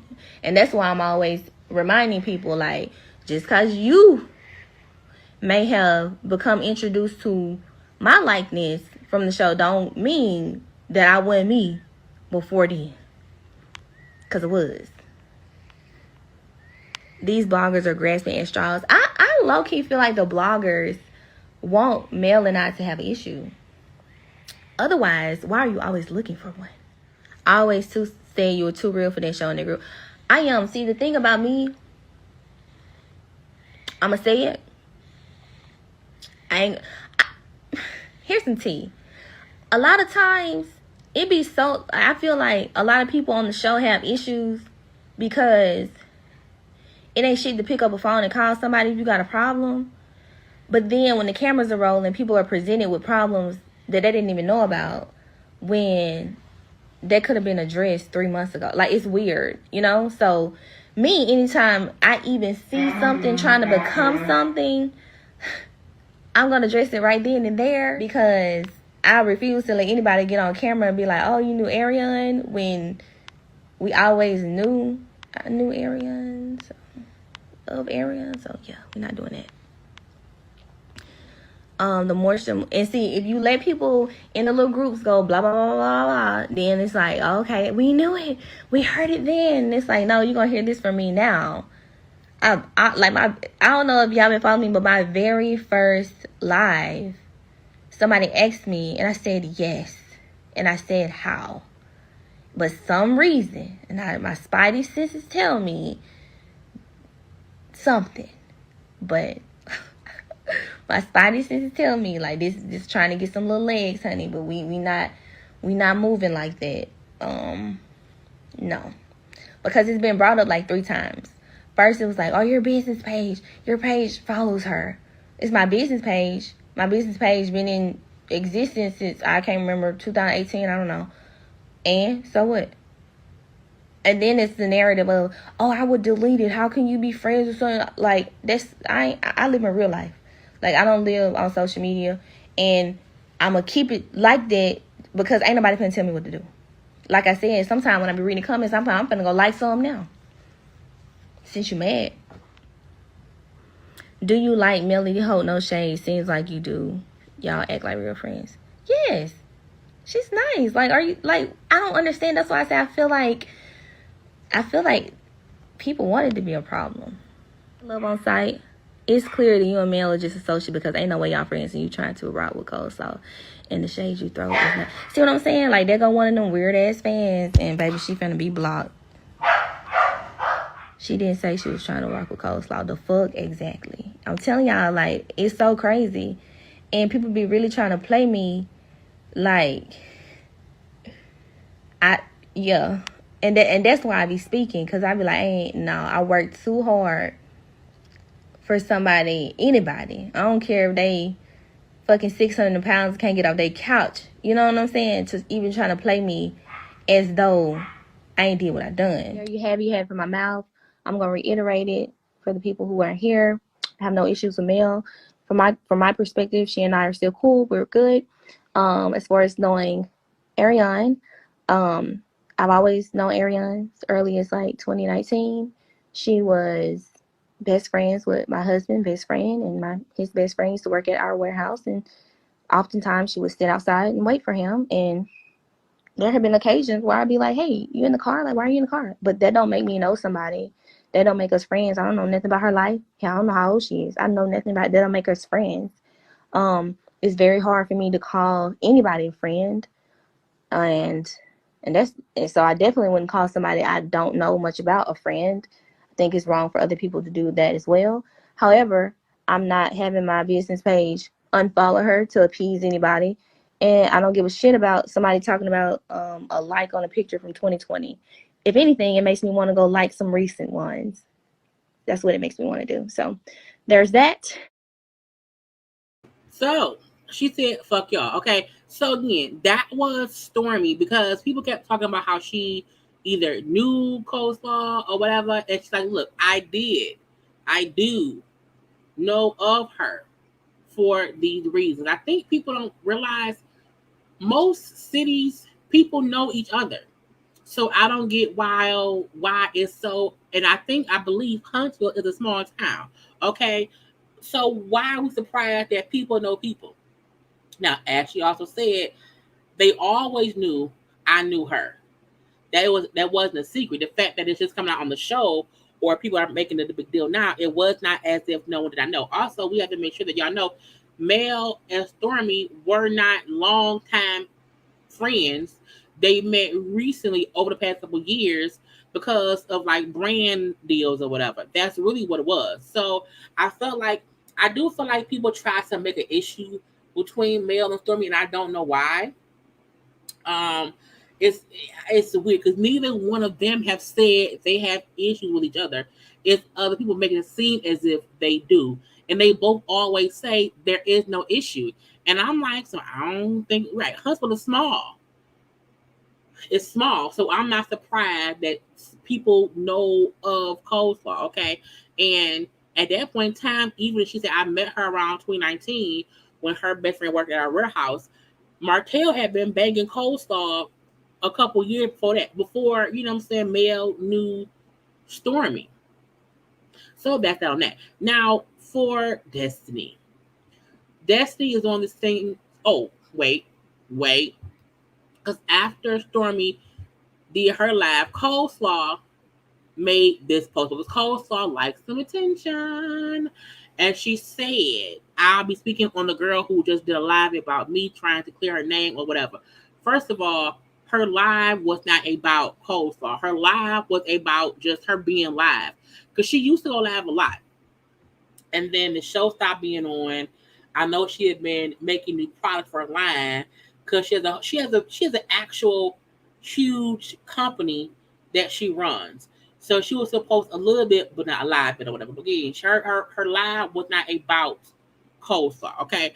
She also said, let's be clear, I was never following you on Instagram, your page, your business and your personal page and business page follow me. You unfollow me on your personal page after you paid on the show. One part of her live, Stormy, she did say it makes sense to pay for promotion, even if that's getting on the show. I don't think she meant she paid to get on that show. I think she meant she paid for promotion. But I don't know, okay? Anyway, she said the show you was talking shit about and your so-called friend. I've been minding my business and wasn't going to say nothing because I really could care less about fake-ass people paying they way to get on. But stay tuned. She spoke on me first. Now, she never did say nothing, but I'm happy she did not because co-star girl, shut up. Stormy was just kind of responding to what other folks have been asking her about their connection. That's really what it was. Okay, that's really all that it was. Right, Stormy is not a long time for the male. They should be no competition with it. I don't think it is. I think both. I think Stormy has an established brand that is in stores, this and that and that and this. Mel has her new brand, which she's building from the ground up, but they're both trying to be their own successful selves. But people trying to, in my opinion, to pit them two against each other, and I don't know why. Even Cole started responding as if anyone was really talking to her, was kind of dumb. I don't think somebody paid her way on that show though. I don't know, but when someone says you can pay for promotion, that means pay to have your product promoted here and there. And Cole Star will never be on that show. But whatever. Destiny, on the other hand, went live too because Martell, as we know, spoke on her. And what Martell said was just, again, why you coming for Marceau when our mutual friends, Alonda, Judy, Destiny, know you were fucking other niggas while married to me and I'm not mad at them. So again, that made the assumption that Destiny told Martell some stuff, okay?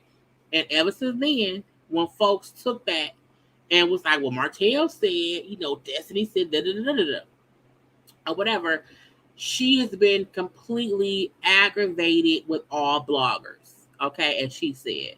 And let's just listen, because I was like, girl, bye. And she said something that was so... She's talking about watching Monica, the singer, on IG give great gems to people. But again, let's listen. So profound to me. People are so focused on the bag. And I've had people come to me and fans of the show, one-sided fans of the show, are like, oh, you fumbled the bag. And, first of all, that ain't true. Second of all, what about fumbling good people?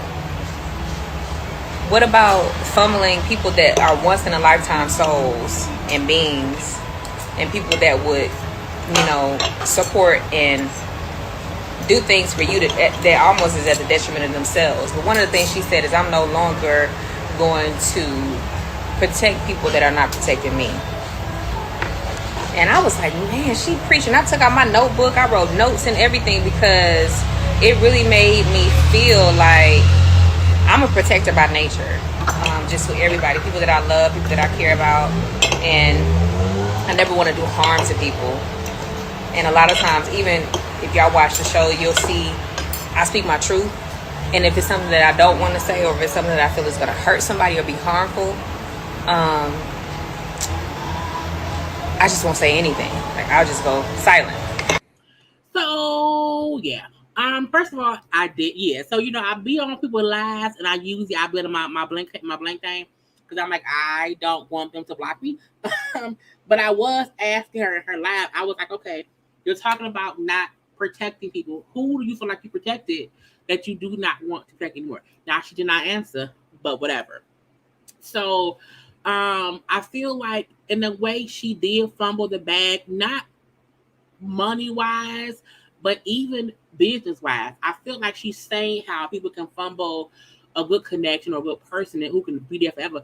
But I'm like, you have been on this show for multiple seasons, and in my opinion, you have not learned how to use it to your advantage.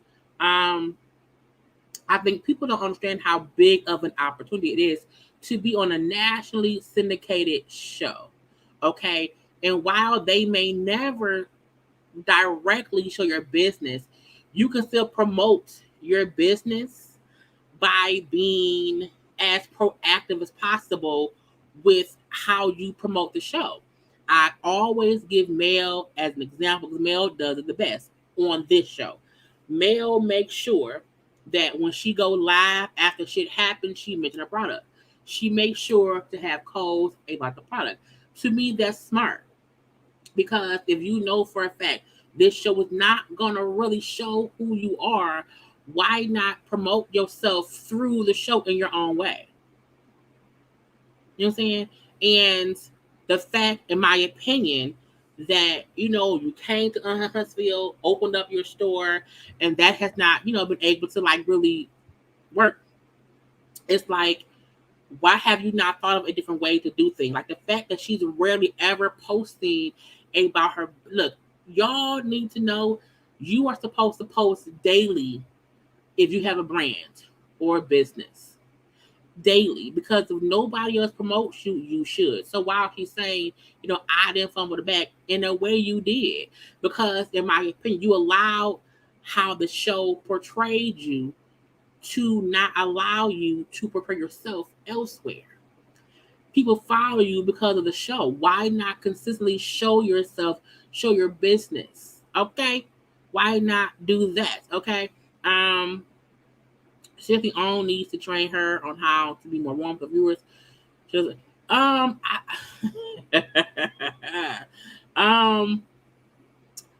I have seen the live she's done recently because when she does my recording, in case things going on. I think she is on a defensive train track of stuff. I feel like she thinks the fans are against her. So her first line of defense is to be defensive. She will eventually learn to not do that because who is for you are for you. But right now, because of what Martell said, people feel some kind of way about you. Because of how you responded to it, people feel some kind of way about you. And it does not mean that she has to change who she is to appease people. What it do mean is that you and your lives recently have been coming off as complaining as if everything going on is someone else's fault except your own. It comes off as you feel like you're being this completely humble, transparent, loving, fun person, and people fucking with you, and that's not true. If you should blame anyone, it should be Martell because he's the only one who brought your name up. No one else did. Before Martell said her name, no one was asking, what is he doing? Where's she at? No one was doing that. He mentioned you, and then the shit took off. The shit completely took off. And that's who to blame. So, people, when she came on the Uli's first panel, we interviewed her earlier this year. Was it this year? Or was it I don't remember. Back when I was on the panel, she was nice that day. I'm gonna leave it there until the end. Okay, she was nice that day. She wanted folks to get to know her or whatever. But sometimes things can be a bunch of bullshit. But let's keep listening. So, but you know what? I'm over that. Listen, I'm really over it. Not that I'm going to do anything to be harmful or malicious, because I'm not the type of person to throw the rock and hide their hand or try to play, victim or any of that stuff. I stand on what I say. I stand on what I mean, wrong or right. You know, I acknowledge my wrongs, whether people want to say it was acknowledged or not. And I just want to continue to move in a way that is beneficial to the woman that I've become. And for me to continue to evolve, I have to be honest with myself and no longer protect people that are not protecting me.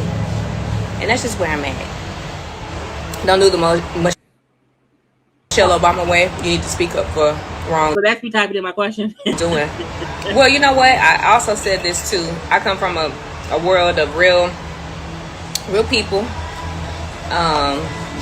So I wanted to know, who does she feel like she is protecting? Because she's saying how she no longer wants to protect the people. She wants to come off this way or that way. She wants to be this and that. But I'm like, but that's still not what you're doing. That's still not who you are. And, you know, you're complaining about a situation as far as how the fans view you, as if, you know, well, I've been this man in my business protecting folks, and anybody. It's like, no, we don't know who you are still, and you again blaming other people for shit they ain't had nothing to do with. And a part of me feel like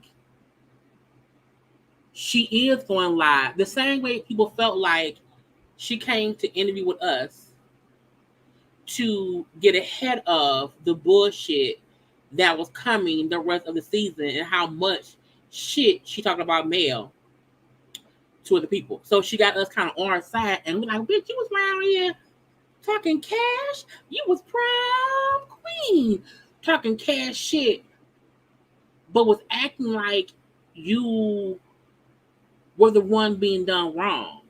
So it's just weird. Like, even like Monica said, oh geez, I understood what she said.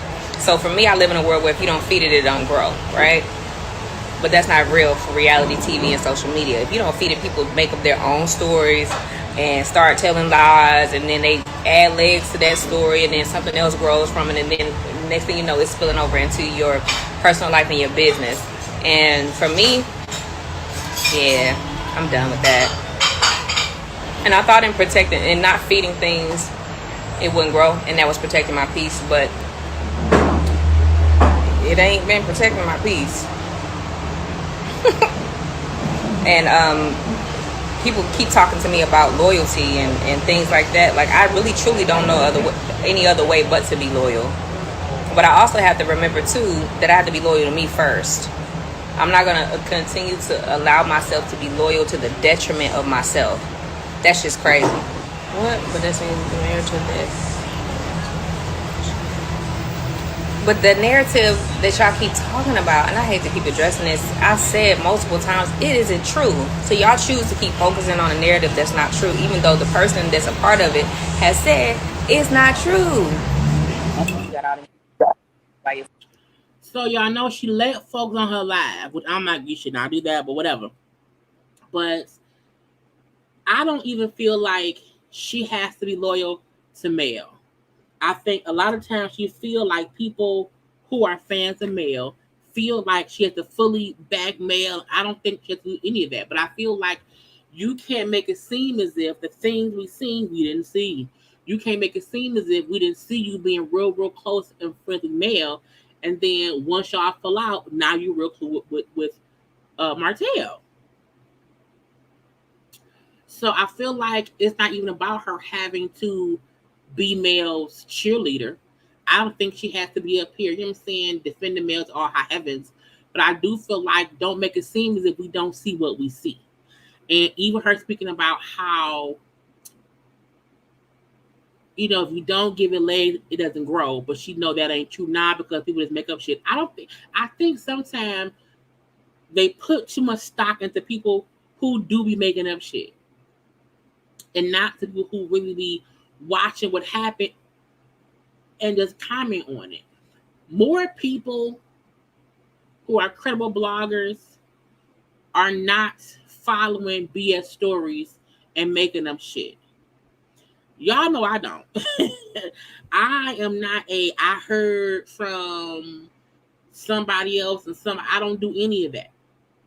My thing is, if y'all hear from me, I'm like, okay, Martell said, Mel said, Stormy said, Destiny said. I say who said it. It's coming from them. Because I do not want to be a messy blogger who's around here picking up this or that from wherever.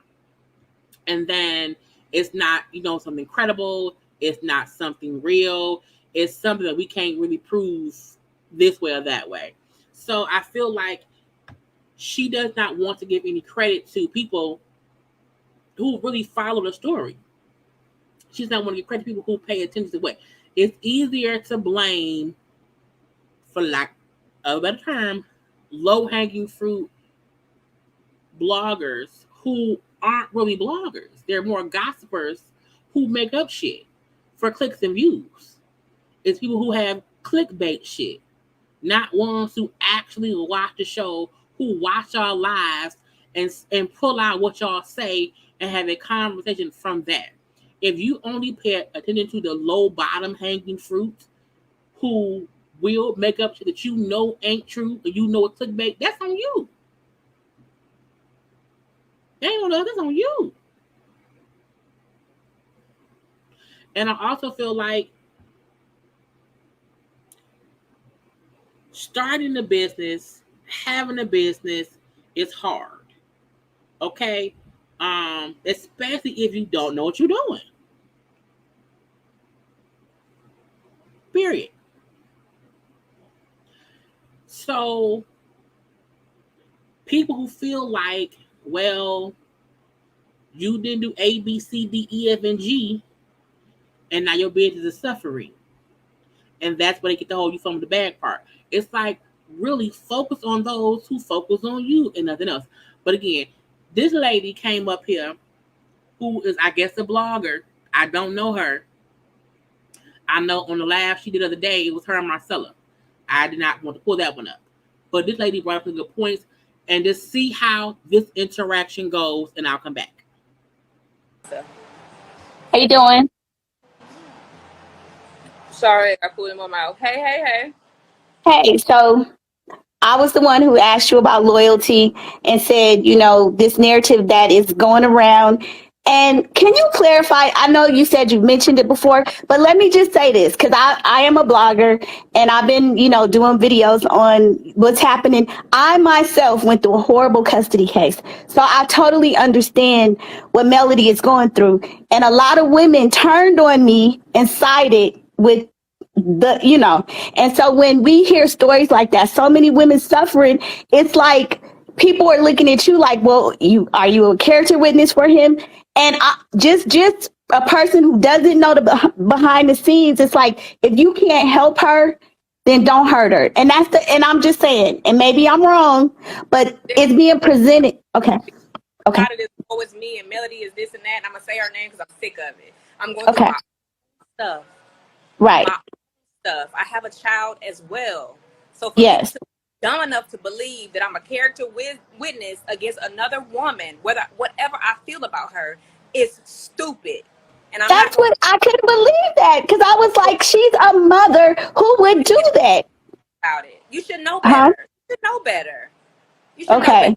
Narrative that I believe somebody from the two parties have put out, because nobody else knows about any of the cases and stuff that I have going on, and we in the same courthouse. We got the same judge. So I'm sick of it. So people stop with the woe is, why you ain't supporting? Why would you go against it? Build me up too. I'm dealing with my own stuff. I just don't put it in the public because it's nobody's business. Listen, it doesn't matter. I am team male, but I don't want you. We got love for all women going through custody because it's bad. Wouldn't automatically think that was true. If you're a blogger, that's why I'm. That's why I'm. A long time ago and asked me this question.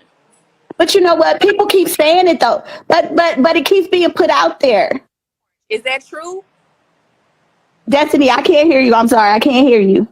Say the sky is orange. Is that true? Does that make it true?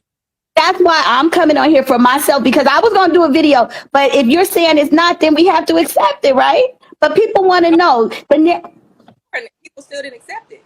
So you don't have to, but the truth is the truth.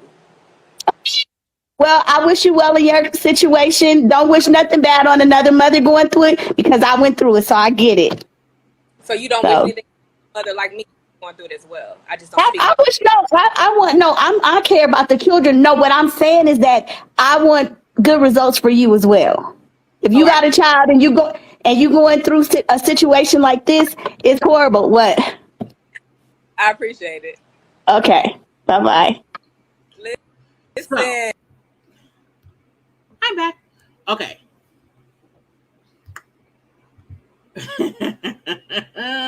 And I feel a couple different ways. I did feel like she was giving off defensive energy. I feel like she keeps saying that when someone says something that does not make it true. You know, how she's saying that she did not say stuff to Martell. I get that. However, it's the weird thing of her getting upset with people believing what Martell said. And I think now that she's saying, because at first she kept on saying, well, he didn't say that. I know he said that. It's like, well, no, he did mention your name about knowing stuff about Mel, which made people feel like you told him things. The part that I think was made up and that all she should do was clear it up was saying, I am not a character witness for him at all. I think initially that night, she kept talking around the point. She kept making it seem like, well, for anyone to believe something, they're dumb. And it's like, but you want us to believe all the stuff you said about your husband. We haven't heard from him. So should we then say the stuff you told us about your marriage might not be true? Because only one person said it? So I feel like you can't want people to believe your narrative if you don't want us to also believe when someone else says their narrative. Now, first of all, no one really believes Martell about shit. But we do believe that he was probably told some things just based on the show, you sitting around talking to him about your shit with you and Mel. And I think, maybe she needs media training. I'm not sure. But the minute someone tells me what Martell put on his IG and is beefing with Mel, that you know about what she was doing, implies you told him things, which is why he used your name. Yeah, the lady wasn't being mean. She wasn't even being messy. She was saying, I'm a blogger. I was going to talk about it. So I'm asking you directly because of what Martell put on there. But for her to act like she had no idea where anyone got the notion that she told Martell anything is stupid to me.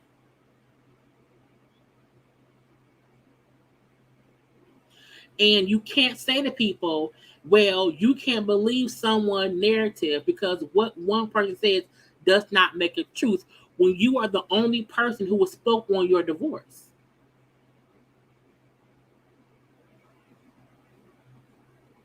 When someone asks you, hey, Martell said this, did you tell him stuff about Mel? And she's never said, no, I've never told him nothing about that lady. What she'll say is, I'm a woman going through this too. Why would I do that? That ain't gonna be asked you. Ain't gonna be asked you. No, we asked you.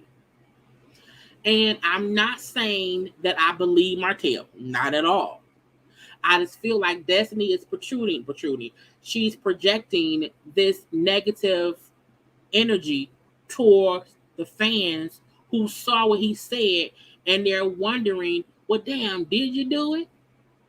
And as a person who was on a reality show, you're going to get asked the same question over and over for about 2 good weeks before everybody realized whatever it is isn't true. The same way she went and did 18,000 interviews with everybody saying the same shit about her, the show, her divorce, and all of that because she wanted to get out her narrative.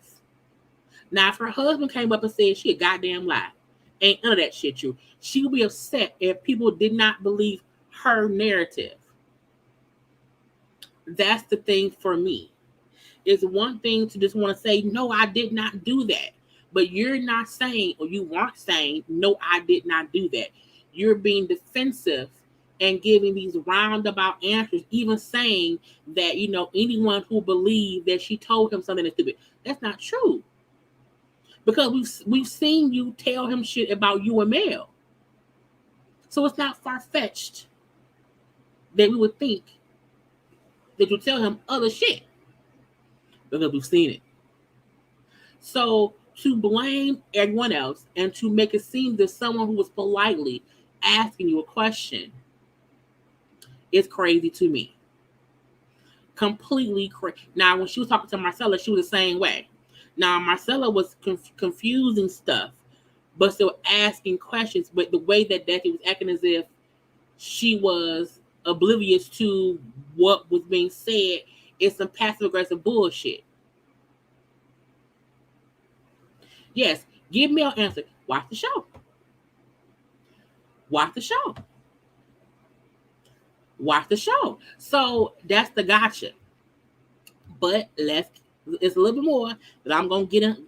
And I'm telling you, these little fake, I'm not to call her a fake blogger because I don't know anything about her, but I got all these people that think they're bloggers just because they go out and repeat a rumor and then they become bloggers and then they keep building the story up before they even know the truth. Just because one person said it doesn't make it true. And if you really are a blogger, then that means you should do your research before you start putting things out. Y'all are horrible bloggers.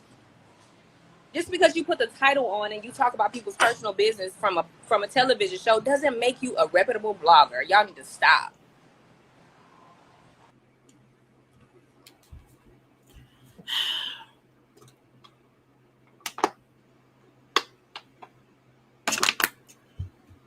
I had to eat some water on my throat for me to go here.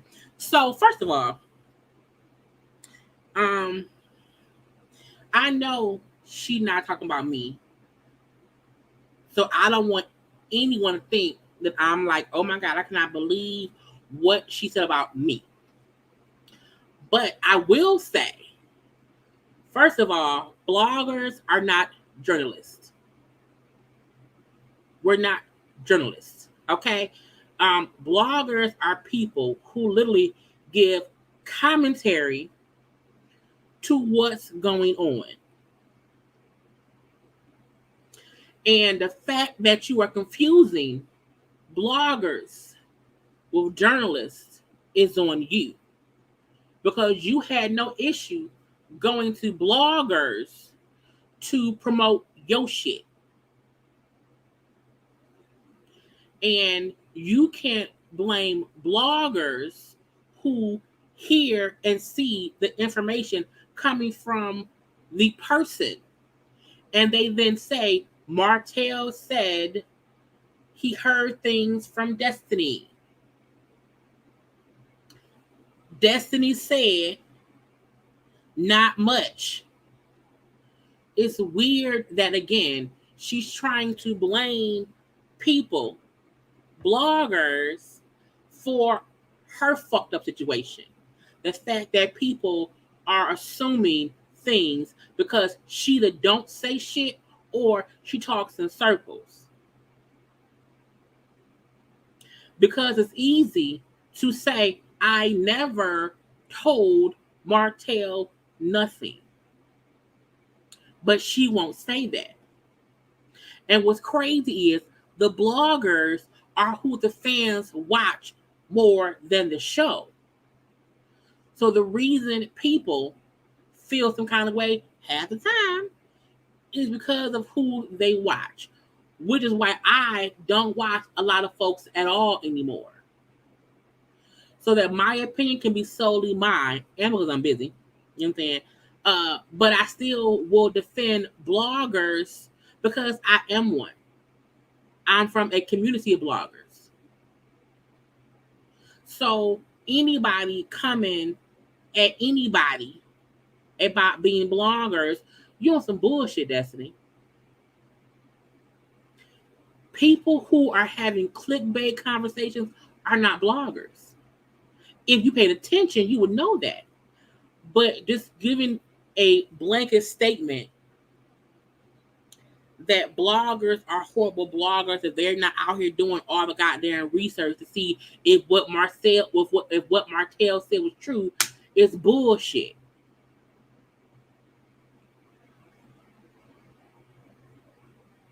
You're complaining about people not knowing your side and listen to everybody else because you don't say shit. You allow space for shit to be made up about you because people who are not bloggers but who are clickbait people, you allow them to write your story. The same way, I'm not saying you said shit. I'm letting people see what you said. I'm a blogger. So again, she ain't talking about me. So I'm not offended in that way. But you not gonna keep making it seem as if bloggers have to be journalists, because we do not. It's a difference. Bloggers literally talk about shit going on and that's it. Journalists do deep dives into stories to see what's true or false. But your friend Martell posting your name on his story in conjunction with Mel and what Mel was doing and how you knew is an indication that 2 + 2 is destiny. He didn't say Tisha name. He didn't say Kimmy name. He didn't say Stormy name. He did not even say Coleslaw's name. He said your name. So if you're going to be mad at anybody, be mad at him. You up here having a tantrum from a conversation with a fan who was nice. And because you can't pay attention, you felt like she was dissing you, but she wasn't. Right. Did not say Tiffany name either.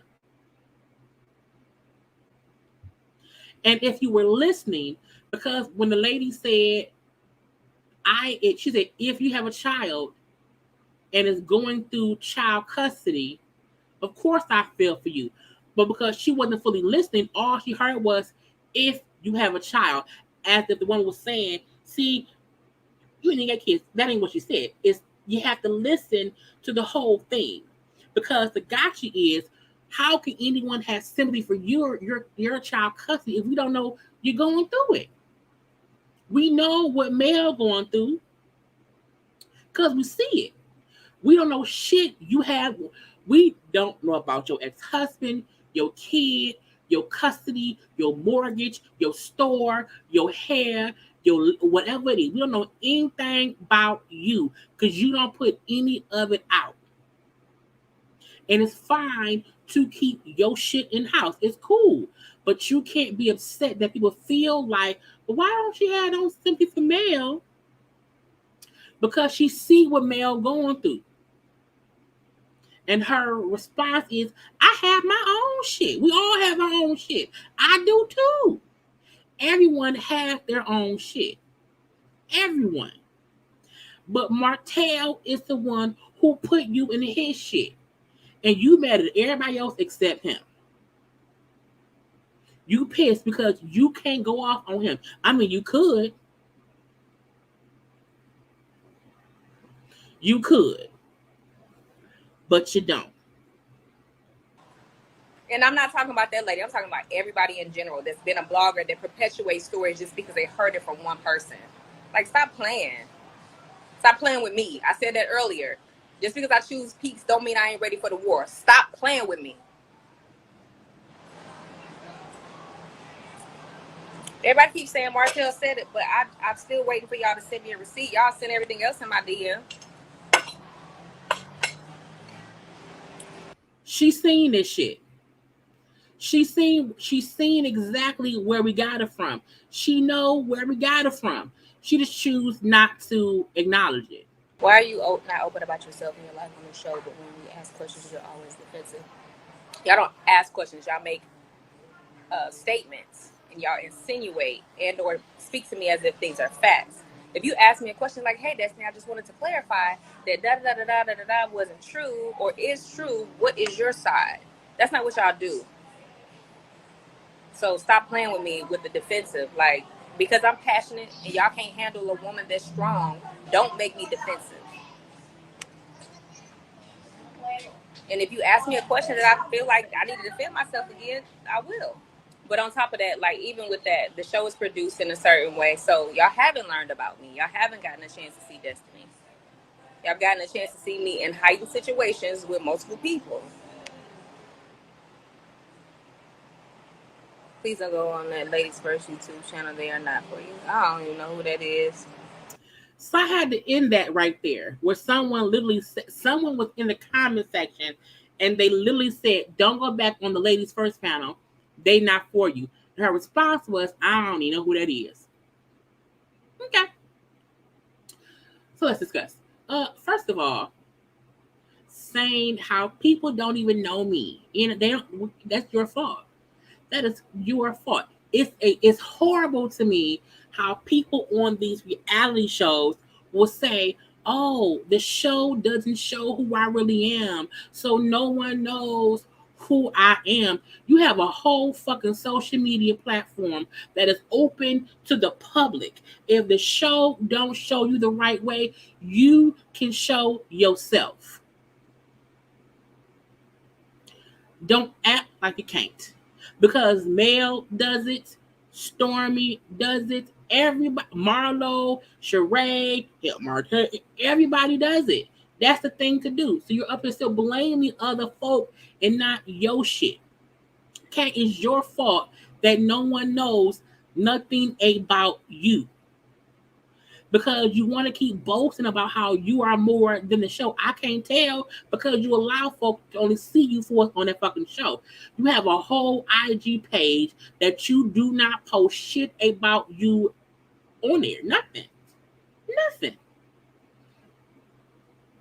So you allow the space for the narrative to be constructed from whoever else because you don't say shit. You allow the show's portrayal of you to be who we think you are. That does not make us stupid. It makes you foolish. I wish I would allow a show to only show me one kind of way when I have a whole fucking platform of people. Let me see how many followers that she has because I don't know. Destiny has 87,000 followers. 87,000 followers. Okay. She has three. Matter of fact, what am I doing? Let me take y'all to her page, okay? Because I just want to show y'all the narrative and the bullshit that people attempt to portray to blame other people and then say how they don't know other people, okay? Because you came on platform, you came on a platform to talk to people and now you don't know them. Okay, so Petty Jaylee is around here. Welcome to my channel. Okay, so again, she has 81,000 followers. She has 3 pinned posts. This pinned post from February of 2020, almost 3 years ago. Okay, this one from May, an interview she did. And then this thing from August when she was one who was opening up for Monica. Okay. Now she want to start going live. A day ago, 2 days ago, 6 days ago, she want to start going live. Okay. But my point is she is still not allowing folk to the little white girl. I don't know. Anyway. Okay, she just now started posting little bits. Okay, but you still are not letting anybody see who you are. Who are you? What is going on? What is going on? But you want to blame the show for how we see you. Girl, get the fuck out my face. Get the fuck out my face. Get the out of my face. You can't blame nobody but you. And the whole, oh, I don't even know what it is. To me, that's proof of you was going to people that's out the blue, trying to produce a narrative that you are not who we think you are. Who, and I don't care because I don't know that lady. But what you not gonna do is play like everybody else is on bullshit. What you not gonna do is blame bloggers for your bullshit. What you not gonna do is be like, I don't know who they is. Yes, you do. Yes, you do. Yes, you do. You can't, because you met. You do. You do. You hear me? You do. And let her keep building her bullshit narrative. That's fine. Now I seen some of y'all saying when she interviewed with us that she kept dancing around questions. She tried to. I will say that, but I will say we kept asking her stuff. I feel like now, she went on a "What Was Me" tour. She went on I had a horrible divorce tour and made us feel for her, because it was an easy narrative because we had not heard nothing from her. So the way that she said, you can't take one person's narrative and think it's fact. So for me, what she said that was bullshit. Because that was one person's narrative. That was only your word. I need to ask your husband. We need to find the Chicken King. I need to interview, what's the man's name? LeBaric. So, missed me with the bullshit. Completely missed me with the bullshit. I think, and I'm not even a team male person. This, and my feelings about Destiny actually has nothing to do with male. Nothing at all. I feel like seeing her lives and how she is responding to and acting towards people who was asking her things is completely defensive. And it has nothing to do with her being a strong will. I'm strong too. Strong as fuck. But I also know when talking to people about my craft or my job, I can't be a bitch because I'm upset that somebody else put out a false narrative, and she says false narrative, that someone else put me into something. What I can do is answer the question. No, I did not tell him nothing. I didn't say nothing. He's a liar. You going harder at bloggers than Martell. The fuck? That's the crazy part. It's like you were going hard at bloggers or people who came to your live because you said you want to start being live more, and you said you want to bring folks up. Y'all, when I go live, I do not bring anybody up here. You know why? Because it's my show. And I feel like whatever it is the JayBirds want to say, I can put it up right here. Because you do not want to get into a situation where you have to be mean or rude to somebody. And this is my channel, it's my show. I feel like, you know what I'm saying, I love the fact that I can be up here for hours and be the entertaining one. And I love seeing y'all comments in the comment section, because we do two different things. So I feel like if you are going to go on live and bring folks up on your live, you can't then be a bitch, because you have to know there is no telling what they're going to say or ask you. That's the point of a live. When you bring folks up, it's what they're going to ask you. So when someone is being nice and just saying, well, I'm a blogger and I was going to post a story or whatever, but I'm asking you, did you say da-da-da-da-da-da? And she instantly got an attitude. I'm like, what you mad for? She's asking you. And then her note, that ain't asking me. That's negative statement. We're saying what Martell said. So for me, Destiny is full of shit until she can just understand how social media works. It's not fun all the time having folk coming at you for no reason about stuff that may not be true.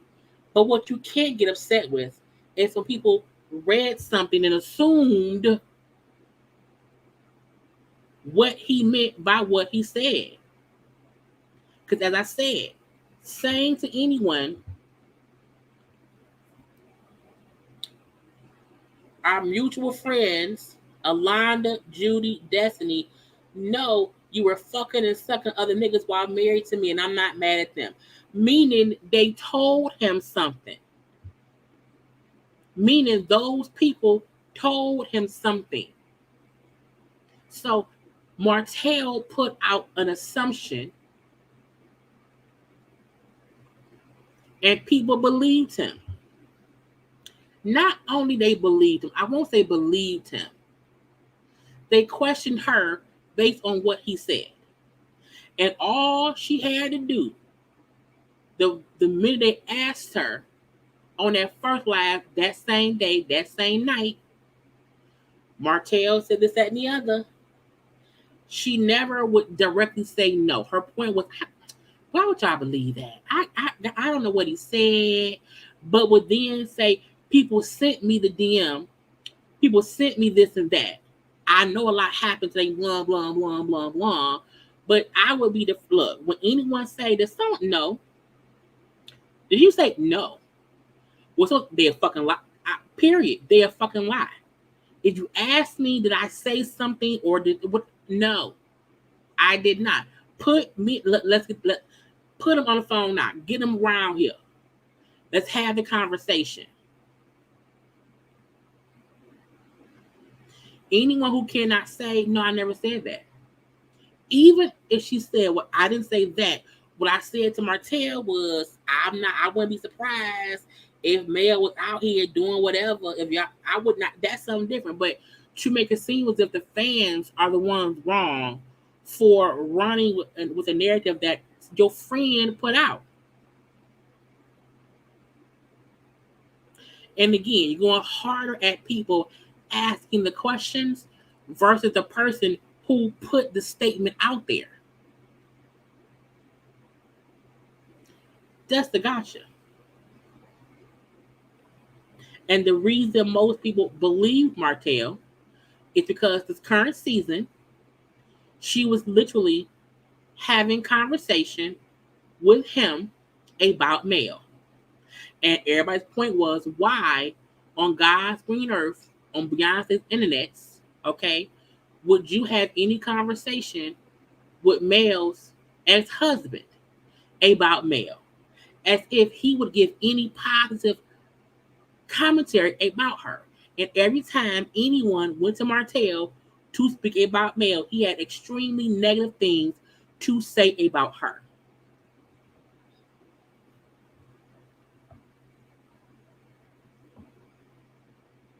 First of all, we all know Martell lies.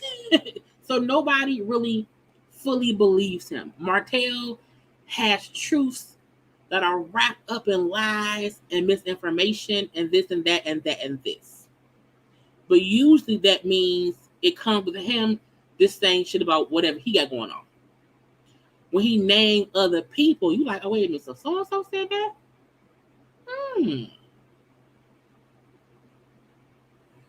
Destiny, did you say that? Hell no, I didn't say that. But her response was always, why would you believe that? I have my own this. That don't make no sense. Y'all should have known he was, how we should have known your friend lied.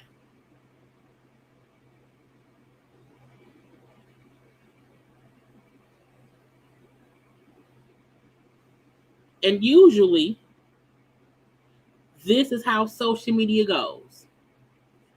Famous folk, reality folk, or whoever folk would say stuff verbatim. Bloggers start a conversation about what they said. Messy motherfuckers take that conversation and make that a narrative. Because the conversation about, damn, Martell and Mel said this and that about each other was a conversation literally based on what they said. No one said what he said was true. At least I didn't. It was a conversation about what he said. And then because she went live, she and Destiny, people asked her about what was said. And I said that day, when I did live that time, I said, if anybody saw some BS going on social media that they knew was BS, they would not go live because they are aware every question will be about that BS.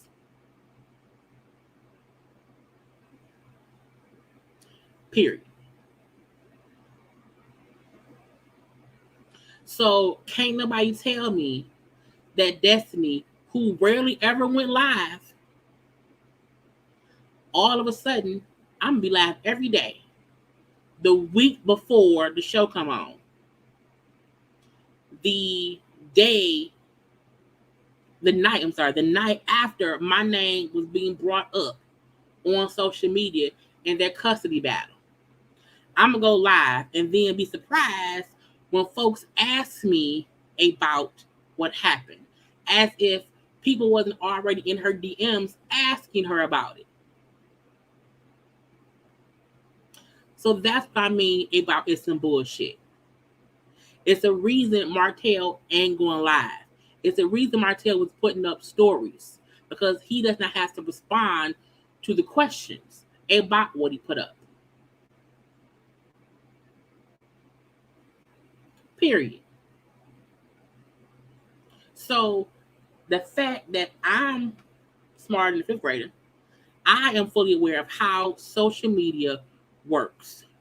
You cannot be a business owner in 2022 and on a reality show in 2022 and not have common sense about how this shit works.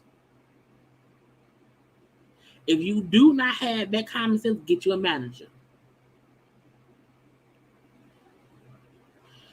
Love and Marriage Huntsville is one of those shows that is very, very stressful, tiring, and sometimes problematic for this very reason. Because of being with the bullshit. So again, my feelings about my feelings about Destiny are not about Mel at all. At all. It's really about what she do and how she acts, and then the BS that comes behind it.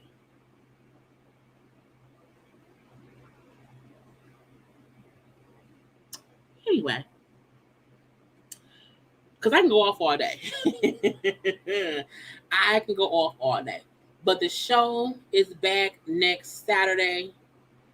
I don't know if I'm going to do live. I think I'm going to do live after show chats Saturday nights to not have to do no long, drawn out live review with notes and all that shit. I think I'm going to do this Saturday nights, like 10 or 15 p.m., a live after show chit chat. And then that's it. That's it. I think that's easier. That's conversational. It's not, you know what I'm saying? It ain't too much. Now, if I start seeing that the cast are going live after the show, I'll have to put my phones in the other room, record it, and then we can watch it live later on. But again, Destiny ain't fooling me. And you come up with bloggers and some bullshit. Period. Anyway, one last story. Oh, Kim and Kanye, adios meals. Oh my God. I can't do it. No. Look. Kanye was all on social media having a plum defect. So much so that the stuff he was saying, he's already deleted. I did not even care about recording shit and screenshotting nothing. It was too much. Because It was too much. However, y'all know the blogs caught it. And let me just go, because I had to say stuff from, you know what I'm saying, the IG people. Because, it was saying too much. So, pop that up. I don't pop off camera because I can't see nothing. So, Kanye saying, call me my fellow baby donors. Okay, but he said CUM. We in this together. Tristan, Travis, and Scott.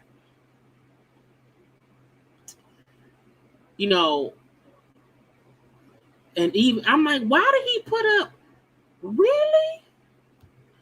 I'm like, Kanye, what is wrong with you? Okay, now where's the other stuff? He was coming at Kris Jenner. Y'all don't have a say so of my black children and where they go to school. They will not do Playboy and sex tapes. Okay, my kids going to Donda. They're not going to Sierra Canyon. Charlamagne the God and Chris, get your motherfucking popcorn. I'm like, what? Charlamagne the God, what do you do? Okay. Then posting texts of someone saying, can you please stop? And he said, no. We need to talk in person. You don't have say so of where the kids go to school. Why you get a say? Because you have white. I'm like, what? Now, I don't even know who this person is. But he said, don't let Chris make you do Playboy like she made Kyle and Kim do. Oh, Kylie and Kim do. Hollywood is a giant brothel. Pornography destroyed my family. I deal with the addiction. Instagram promotes it. Not going to let it happen to Northie and Chicago. Okay. And someone, thank you. I want to stop OnlyFans and do fashion consulting full time. And then he got a text from my mom, please tell them to stop, please mentioning my name. I'm almost 57 years old and I don't always feel great. And this stresses me to no end. And he said, y'all don't have so over my black children and where they go to school. They will not do Playboy and sex tapes. Tell your Clinton friends to come get me. I'm like, Clinton friends? The Clintons? What did they do? Okay. He was just putting up story after story about he wants to control, Yeezy from Adidas, Yeezy stuff from Gap, the kids. Okay. Because it's all the same mentally that makes these people feel they can keep getting away with these things. I was doing crazy before. I'm not going crazy no more. It's not up to Calabasas or Hulu where my kids go to school. I'm not the crazy one here. It's up. I won't stop till I have a say so on my kids, no matter what it legally takes. The captain said, come and get me. I'm a man of God. The father's job is to be the bad guy sometimes. So Trevor Noah, come speak on my family so I can be the bad guy. I'm like, Trevor Noah? And then this thing says, anybody that says I'm spiraling when I express the indictable truths is a sheep. Shut the fuck up and worry about your own kids. I obviously am dealing with wars at the highest levels of control and discrimination based on the level I'm operating at. A conductor got to run they back to the audience to direct the orchestra. Oh, yay, crazy. It's basic as fuck at this point. I'm simply right. No girls who sell cooch that don't. What? Look, again. He round here just saying shit. Okay, round here just, Then he said, ask Pete how those tattoos of my kids doing in the trauma unit. The trauma unit.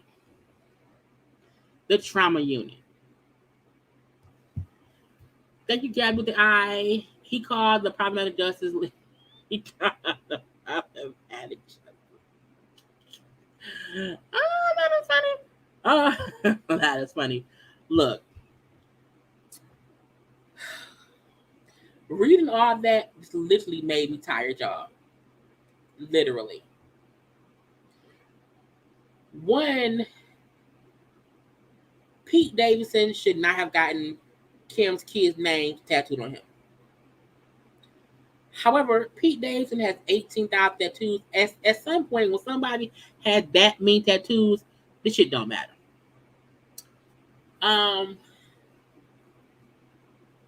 Kanye has a right to want to have a say-so in what is happening with his children. That's point A. Point B, you can't sit up here and try to go at the family as if you were not an active participant in the bullshit the whole time. You literally wanted Kim. You wanted that lady. You praised her and put her up on a pedestal, how much you watched her sex tape, how much you would help her be the sexualized person forever. You helped make the image of who she is now. You helped other people accept her, not me, because I ain't, you know what I'm saying? You did that. You were in that family the whole time. You purposely had 4 children with her. You saw how they did the other men in that family. What made you think you were different? They get with people and toss them away that easy. But you put yourself in that world. And so for me, I'm like, you were a part of that creepy ass, weird ass dynamic for years. So to me, you cannot be upset at what you participated in for all. They were the same people now they were then. The difference is they don't like you now.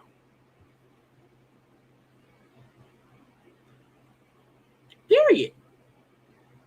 And again, I'm not saying that it's fair that he does not have more control of what his kids do or what school they go to or this parental things. I think that is unfair. I do think that's unfair. However, I also feel like you perpetuated the bullshit with them the whole time. Thank you, Kid Bell, for super chat. I'm thinking he waited till Martin. So we're not the court. All we can do is make hashtags. Not make hashtags. You know, that was funny. But like, what do you want? I don't feel sympathy for you. I don't. Because you stayed in it. You stayed a part of it. Because in your eyes, she was the true, the woman you always, even saying, you put her up on such a pedestal that you wanted other people to envy what you had. Y'all flaunted y'all love, sex, and money in our faces for years. And now us regular folk is supposed to feel bad that the women-driven family are banding together to not help you be a more equal partner or parent in your kid's life, as if we did not know that would happen.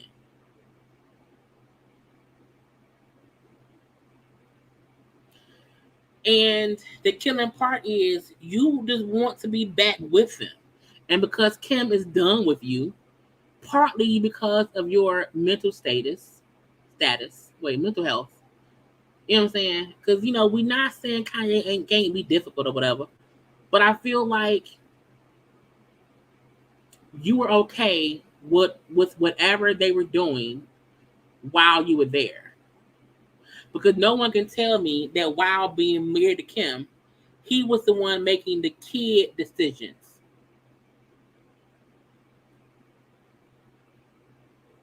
Because if he was, Kim would not be so hands-on and, for lack of a better term, controlling with what's going on now. And no one thought you getting in that family was smart. No one. I almost think that's the reason most folks don't really care about how Tristan treat Chloe. Truthfully. Because he came in, dogged her ass out, and made her look stupid. The same way they usually do the men. And usually when the men are the ones being dumb and wanting to stay around or whatever, Chloe was the one dumb trying to make it work with Tristan. I just had that thought right now. But I'm just saying. You know what I'm saying? But I'm like, the men around there tossed to the side. They don't need them. They're filthy, rich, white women. And you are, to them, this angry, mentally insane black man who they feel like is a danger to Kim. Truthfully. And so they know how he'll act. So when Kanye acts like Kanye, let's be scared. When Chris said, no, please tell him to stop, I'm almost 6'7". If your kids' shenanigans have not stressed you out, Kanye typing on social media ain't gonna stress you out. Tristan had a whole other baby while having a surrogate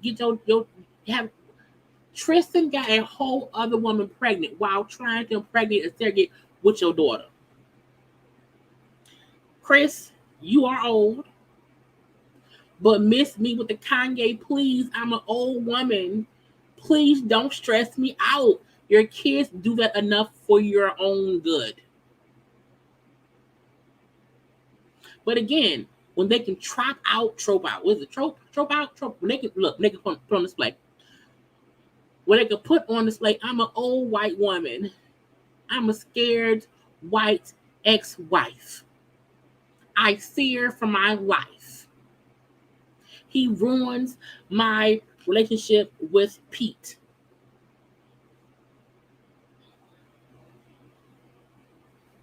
It's what they do. So I can't feel bad for Kanye because he helped perpetuate the bullshit. But again, he deserves to have a say-so in his kids' lives. Divorce Kim. Try to get at least 50-50 custody.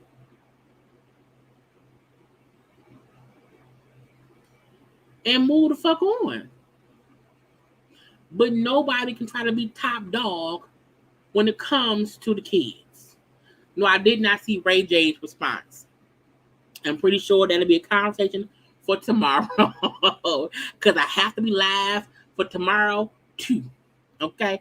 So I'll look up. Well, actually, Ray J and then went live. So I may have a live watch along for Ray J and the RHOBH boys tomorrow. Because we about done here, y'all. It's about to be midnight.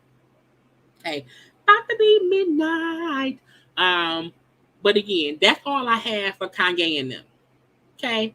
He put himself in that predicament. I'm not mad. Whatever. He should have a say-so in his kids' lives. I agree with that. However, you married somebody who was famous for a porn made with Ray J. So you can't complain about you hope your kids don't fall down that same rabbit hole. Well, don't marry the porn lady. Don't marry the lady who's on camera sucking dick.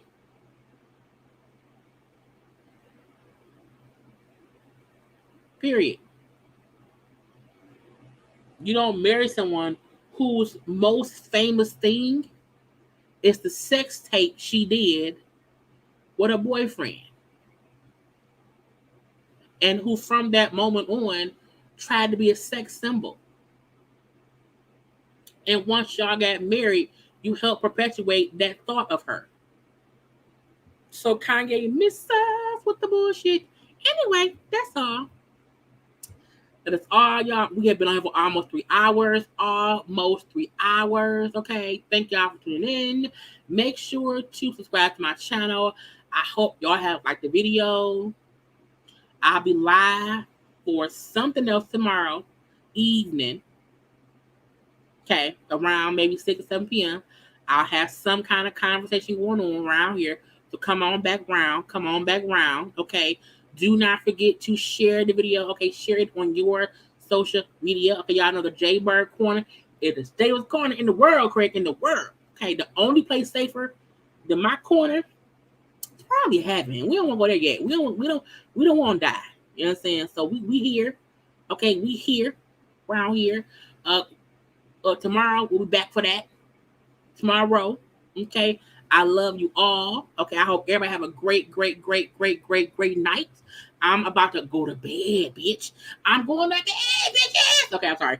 Anyway, I love you all. Be safe, be safe, be safe, be safe, be loved, be loved, be loved. I will be back. I'm still here. And I will see y'all tomorrow. Gotta go. Love you. Bye.